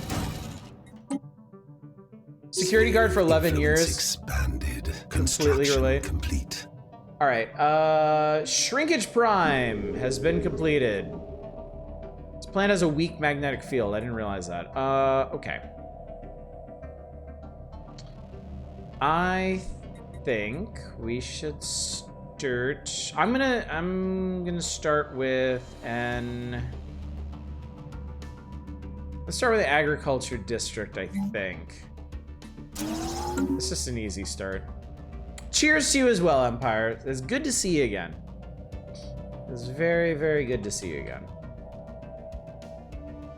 While conducting surface scans of Nuprin 4A, Science Officer Dagagam and the crew of the USS Phallus Prize discovered what appears to be artificially carved slab of rock covered in alien writing. Not detected any other signs of alien activity on the moon. Exactly how this mural came to be here is a mystery. Prepared a special project to translate it. Situation log updated. So that's Construction complete. Is that... Okay, we need to be present for that one. Oh god, I forgot about the dancing plague. As soon as adaptive bureaucracy's done, we'll research that. Apologize for not being around, been busy trying to get your little brother on his feet. Never, don't ever worry about not being around. Like, it's, you know, I'm entertainment, you know? I'm here to entertain and hang out with folks. If you can't make it, then I'm just happy to see you again when you can. Don't ever have to feel bad about that. Let's see. These are doing fine. Planets are all doing fine. I think because they grow so slowly. All right, Nuprin is good, so we'll do that research project. Technology secured. Is that... Oh, that's Zero G refineries. Okay. Afterburners, Corvettes. Build cost and build speed. I think I'm gonna go for armor. Explore, expand, exploit, exterminate. My favorite things. These are a few of my favorite things. Technology secured. There it is. All right, adaptive bureaucracy, naval capacity, hydroponics. We'll do biodiversity, but let's get into the Sitch log and let's research the dancing plague. It only takes 17 months. Only. Oh, shit, I forgot about the Row aliens. Yeah, let's get back on this, because I don't think, like... Actually, you know what? It is...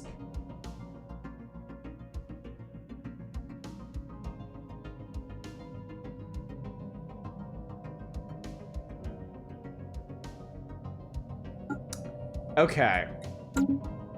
Chat, I have a question. We only have 2 envoys for now, which is a big pain in the ass.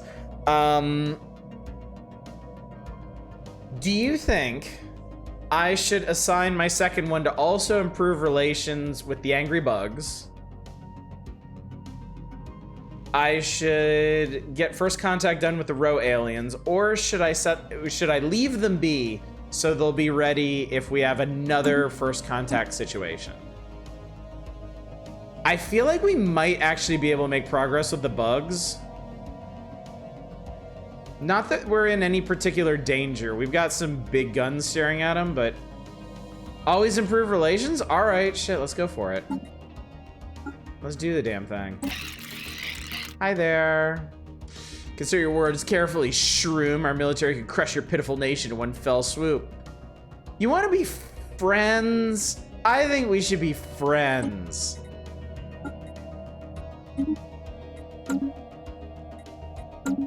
Friends for life.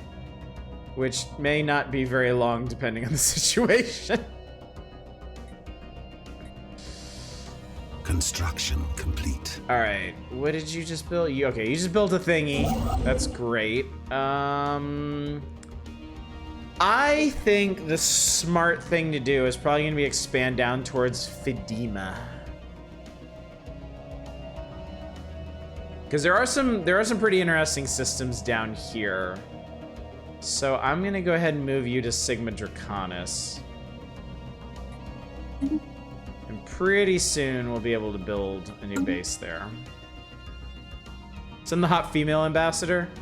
Yeah, that's yeah, would that be... I don't think we have genders. I don't think our dong species has genders. Good. That simplifies things. You're fine, Empires. I'm happy to see people as excited about this as I am. Genderless dong people. The true ascendancy. All right, you're good. You're still working. Okay, this is fine. Everything's fine. Special project complete. Science officer Dagagam has managed to partially translate the alien mural discovered on Nuprin 4A. The text contains a staggering amount of data, and the mural evidently serves as some sort of low-tech library. It describes in broad terms as a collected technological knowledge of an alien civilization that dominated this region of the galaxy some 80 million years ago.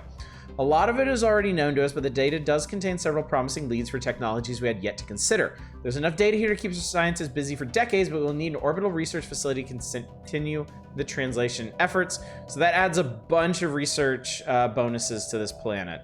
And Dagagam gained a bunch of experience. Can't decide if that makes me feel seen or what. This came from that Zelda-like horror game with the oh god, I remember that Fury. That game was so cool. That game was rad. All right, yeah, I want Nuprim now. Survey that. I'm really curious about Fidima. Looks like a pretty normal system. I'm probably gonna send this ship this way to see what's in this arm of the galaxy. Hello, new tradition. All right, this is a big question, actually, because discovery was obvious. The question is, where do we go now? Adaptability.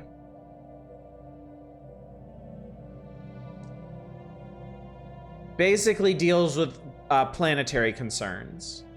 Resources, pop housing, security, all of that stuff. Diplomacy basically gives us more diplomatic weight, more envoys. Unity from that stuff. We don't have anybody to relate to other than the bugs, though, and I don't want to put that much into that. Domination. Basically, if we want to take people over. I'm not going to worry about that right now. Expansion, colony development speed, districts. Colonization is kind of slowed. Harmony. Pop upkeep reduction. This could be interesting. Leader lifespan, pop demotion, governing ethics attraction, stability, edicts fun. Mercantile, nah, we can't take this one. Oh, you need the galactic community for this. Avago expansion nest to gain a bonus colonies. Yeah, this is what I did in my human game in my own time.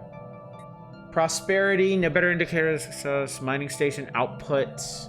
This is resources. Building upkeep reduced. Upkeep from jobs. Districts produce housing. More resources from jobs. I need to learn about these. I'm not sure about these yet. Subterfuge. I don't think we're gonna go this route. Code breaking, encryption. Yeah, probably not. Supremacy. Naval capacity. That's a huge addition to naval capacity. War doctrines, ship build speed, upkeep, fleet command. Wow. Yeah, this is if you want big ass fleets. Yeah, there's a bunch of new ones. Unyielding, starbase, increases starbase capacity. We're already at 3 of 4. Upgrade speed increases. Oh, this is if you want to harden your position. Defense armies produce unity. Weird. While in defensive war with another empire, ship build speed is increased. And ship fire increased. Starbase and defense platforms increase their hull points and damage by 33%. Holy shit, this is actually really cool. This might be the way to go if I'm worried about the bugs. Cybernetics, we need the flesh is weak ascension perk. Genetics, we need engineered evolution. Psionics, we need mind over matter. Synthetics, we need synthetic evolution. Good to see you visit. My ADHD is kicking in. Jam out, try to ride out the rest of your night. Hope your empire conquers everything is run. Be safe and well. You too, empires. Take care. Good to see you again.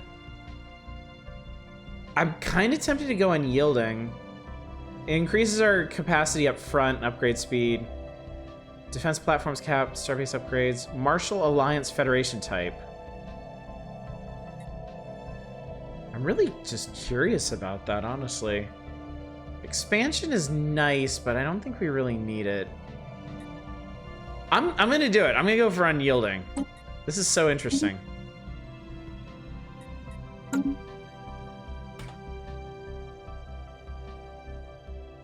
If nothing else, I'm going to be the biggest pain in the dick to these bugs I can. Star system charted. Long forgotten battlefield where ancient empires once fought for supremacy of the galaxy. Now all that remains of the vessels are those who fought under their banners.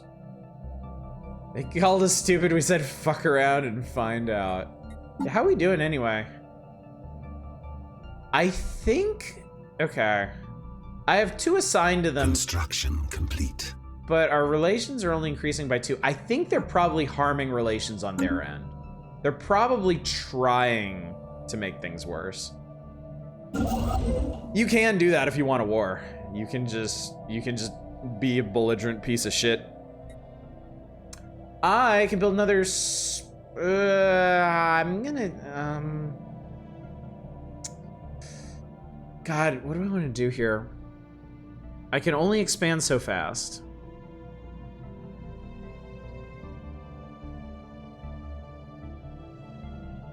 Yes, set up starbase on the board. I already did. So what happened here?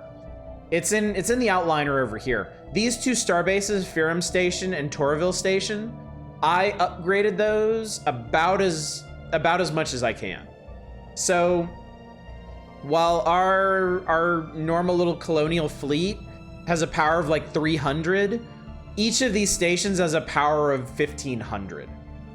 So we have a very strong wall already.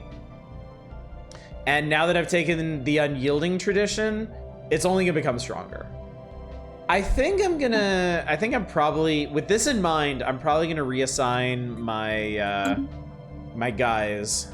Let me see if I can already pull somebody off. Yeah, let's pull him off of here. At this point, I don't care if relations get worse. Let's see, because we're basically gonna be fighting an uphill battle, and I don't want all my diplomatic resources going into that. I think I want. Oh God, what do I want? I'm gonna take Nuprin. It has research bonuses. I want research bonuses. We're doing fine on resources. I might build another industrial district somewhere. You can sit there. You're fine. 3, 2, 3. Who has 2? Yeah, you're getting... I'll give you another industrial district.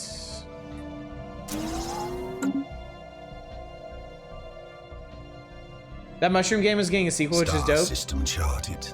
All right, so that's Fedima. It's a pretty basic one. So let's head into, we're heading into an entirely different section of the galaxy. So this is a tri-armed galaxy.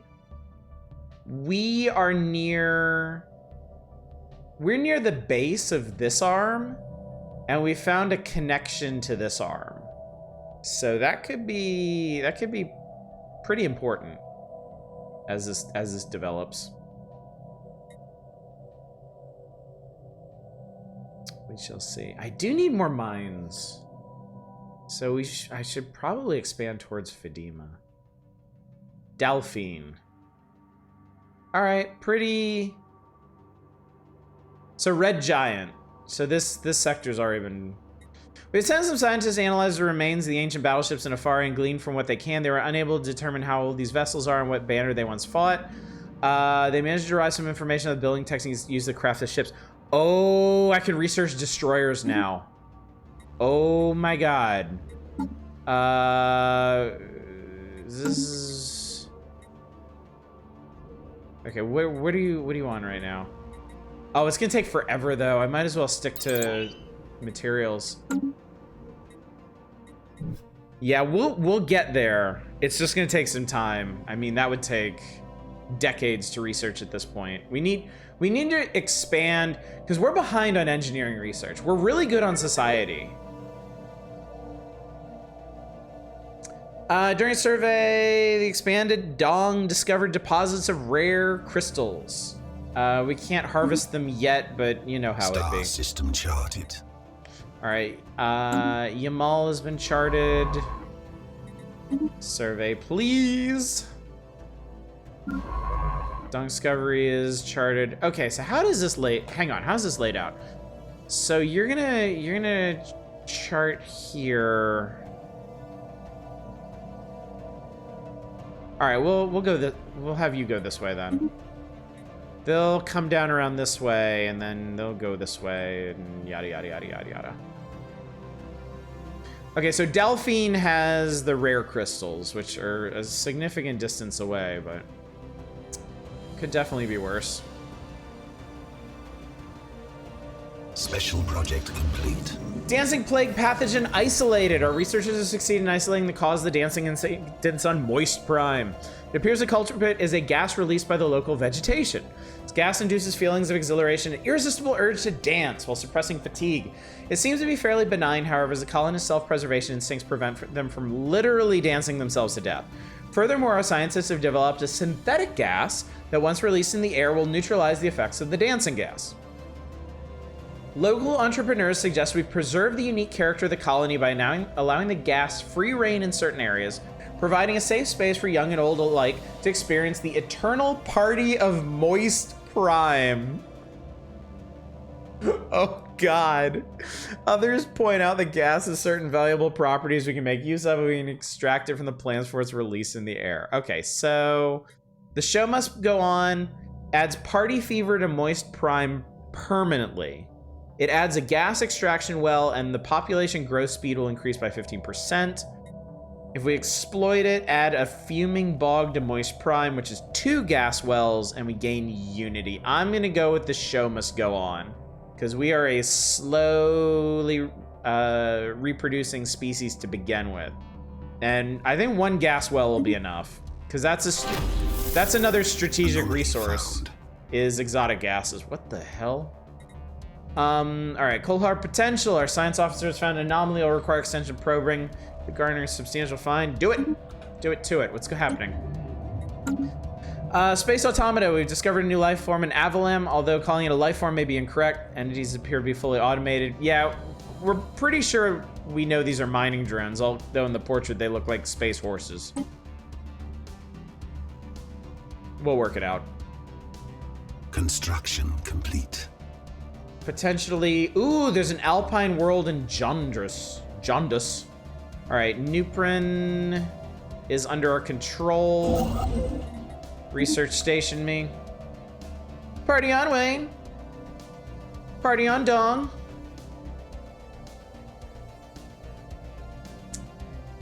Yeah, we need to expand in this direction. How's our relationship? Somehow our relations are still improving. Survey completed. Through our surveys of habitable worlds, our biologists collected a vast amount of data on alien life forms. Many of our older theories in the development of life have been disproved, and our scientific community has had to build new models from scratch. Our most interesting findings are being displayed in the newly dedicated Museum of Exobiology on Jahet Prime. The public is enthralled, and many donations have come to aid the continued search for strange life forms. We have just gained a shitload of society research and some energy credits. Excellent, totally worth it. Why are our relations improving? That's stupid. I don't care. I guess that other envoy could keep at it, I guess, maybe? I don't know. Having probed the frozen landscapes of the moon Rurius 4A, we think we have struck something big. Science officer Dagagram speaks of a bacterial life form unlike any other. Bonds with other individuals form large blankets that are durable yet light, and also act like solar cells. They absorb solar energy with a surprisingly low efficiency loss percentage, most likely a result of evolution favoring those who could gather more heat in the harsh climate. Our researchers back home could surely find some of this information useful. Send to the homeworld for study. Research will take a while. Okay, admittedly, we don't need energy production, because every time I played this game, energy credits have not been an issue for me. I'm gonna go for the military use. We may, I think I may know. I think some bullshit just went down. Maybe it's good we went the military route. Missteps from an ambassador. The Soltaxians have brought forward a complaint regarding the conduct of our ambassador to them. Vaglog, apparently their conduct has so offended the locals, their authorities have posted a guard for their own protection. Exactly what they did is unclear, as we lack their sensibilities. Their widespread protests against them and the Jahetman arrogance they supposedly represent. They urge us to recall Vaxlog and send a new ambassador in their place. They hint at diplomatic repercussions, so we refuse. All right,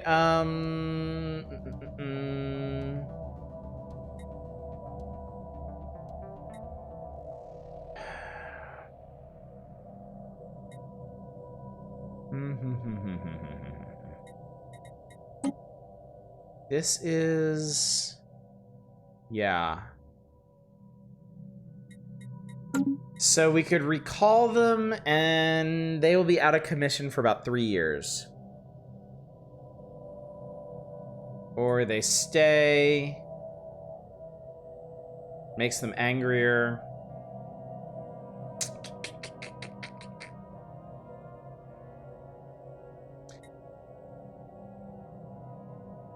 Is that the lady cat meme? Maybe. I'm gonna have them stay. They're not gonna like it, but I don't like them either. Oh, we have a new colony. I missed that. Micro pianist. Wow. This is a serious manufacturing colony. I'm gonna give them a mine first. Oh, right, this is the Alpine world. All right, well, whatever. All right, we'll give them a mine and then probably an industrial district to work with. Military development researchers have made progress with the samples. They reconstruct the biological solar cells, document how they retain heat energy, help them develop a new defensive technology for our fleets. Improved deflectors, nice. Okay, that's a good one. What are we researching right now anyway? Armor, automated exploration protocols, complete. Society research, okay. The thing is, society research is just gonna go so much faster than everything else, and it's not exactly what we need at the moment.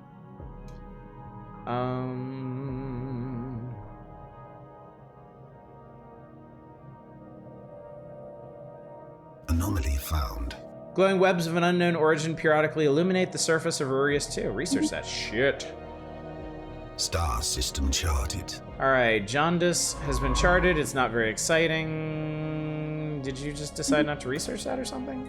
Star system charted. All right, Delphine has been charted. Let's get a feel for the immediate area. Giant space spooters? Stranger things have happened, believe me. Oops. Ooh, we're at -666 with the with these fuckheads. All right, they are actively harming our relations, so I am going to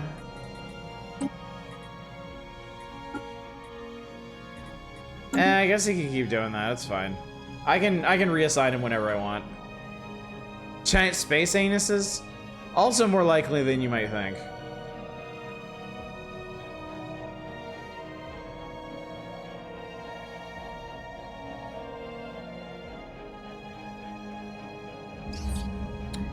Science Officer Diagram reports Aurelius 2 is covered from pole to pole in a web-like network of electrical filaments.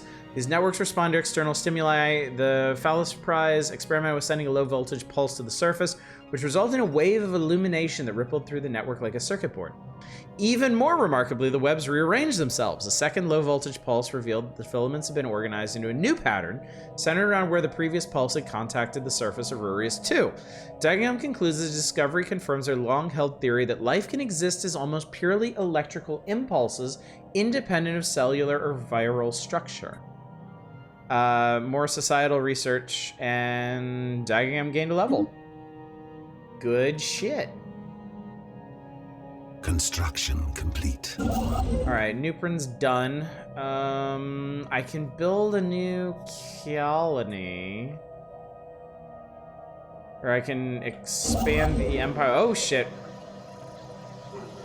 Science Officer Kaguro has made some troubling finds on Jaundice 2. The plant's megaflora is not only widespread and gargantuan in proportion, also predatory. Various species of carnivorous plants rest patiently on surface, releasing aromatic lures into the air and waiting for prey to come near. Sensitive tendrils on the terminus of the plant's leaves register the approach of animals, resulting in the plants snapping shut around their hapless prey, which are left to be slowly corroded by digestive acids.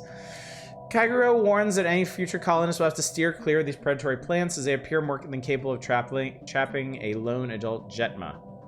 More society research. God love it. Alright, so that was Jaundice. Oh, this looks like a spur. No, raise of sentient elementals would be a cool idea. That would be a cool idea. That would be quite interesting indeed. I guess, Alright, yes. Sigma Draconis is next. I'll send you to Empal Dur. We're gonna need to fill in these holes eventually. It's just so slow with our influence game.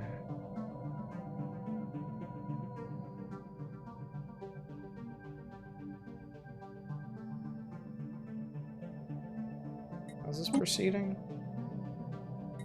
Nothing to report at the moment. Relations are neutral at the moment. God, the only other civilization we found, and they fucking hate us. Construction complete. Mushroom Kingdom needs a new something or other.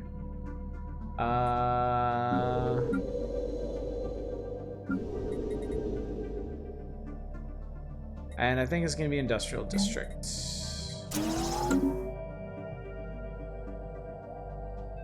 Somebody did something. Oh, construction. Ah, look at this! We have a really weird donut-shaped empire now.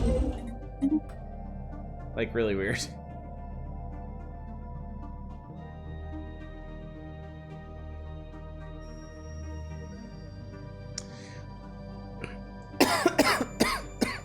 All right, chat, you know what? I think this is probably a good place to stop for the evening. We're in a good place at the moment. We've established quite a foothold. I want to kind of... We have so much energy at the moment. I'm thinking that we need to make use of this in some way. So I'm thinking about going into my edicts and exploring some options, but I don't want to do that at like this late at night because there might be people who are interested that might want to hear the explanation. Next planet name, Satchel of Richards. That's a keeper. That is definitely a keeper. So I think I'm gonna stop here for the night. I take it people are enjoying this. I take it people would like this. The saga of Dong exploration should continue tomorrow night.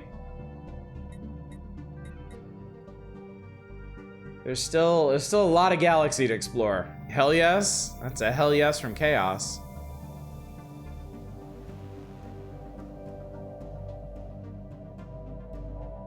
All right, well, I am definitely amenable. So let's at the very least do Stellaris for the rest of this week. Tuesday and Wednesday night. Thursday, of course, is the power hours. Saturday, of course, is the power hours. Friday, haven't decided on. Leaning towards Weird Old Wheel this week. So keep an eye out for that and announcements pertaining thereto, thereof, theretowards. I don't know.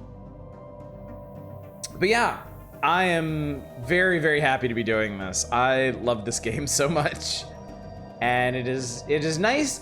I don't always get to take a game that I really, really love and bring it directly into the stream. I usually keep that kind of stuff separate, but the fact that I can do this and people seem to be enjoying it, I'm very heartened by that, so.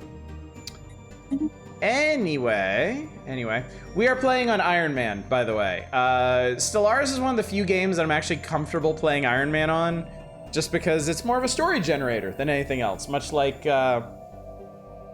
RimWorld.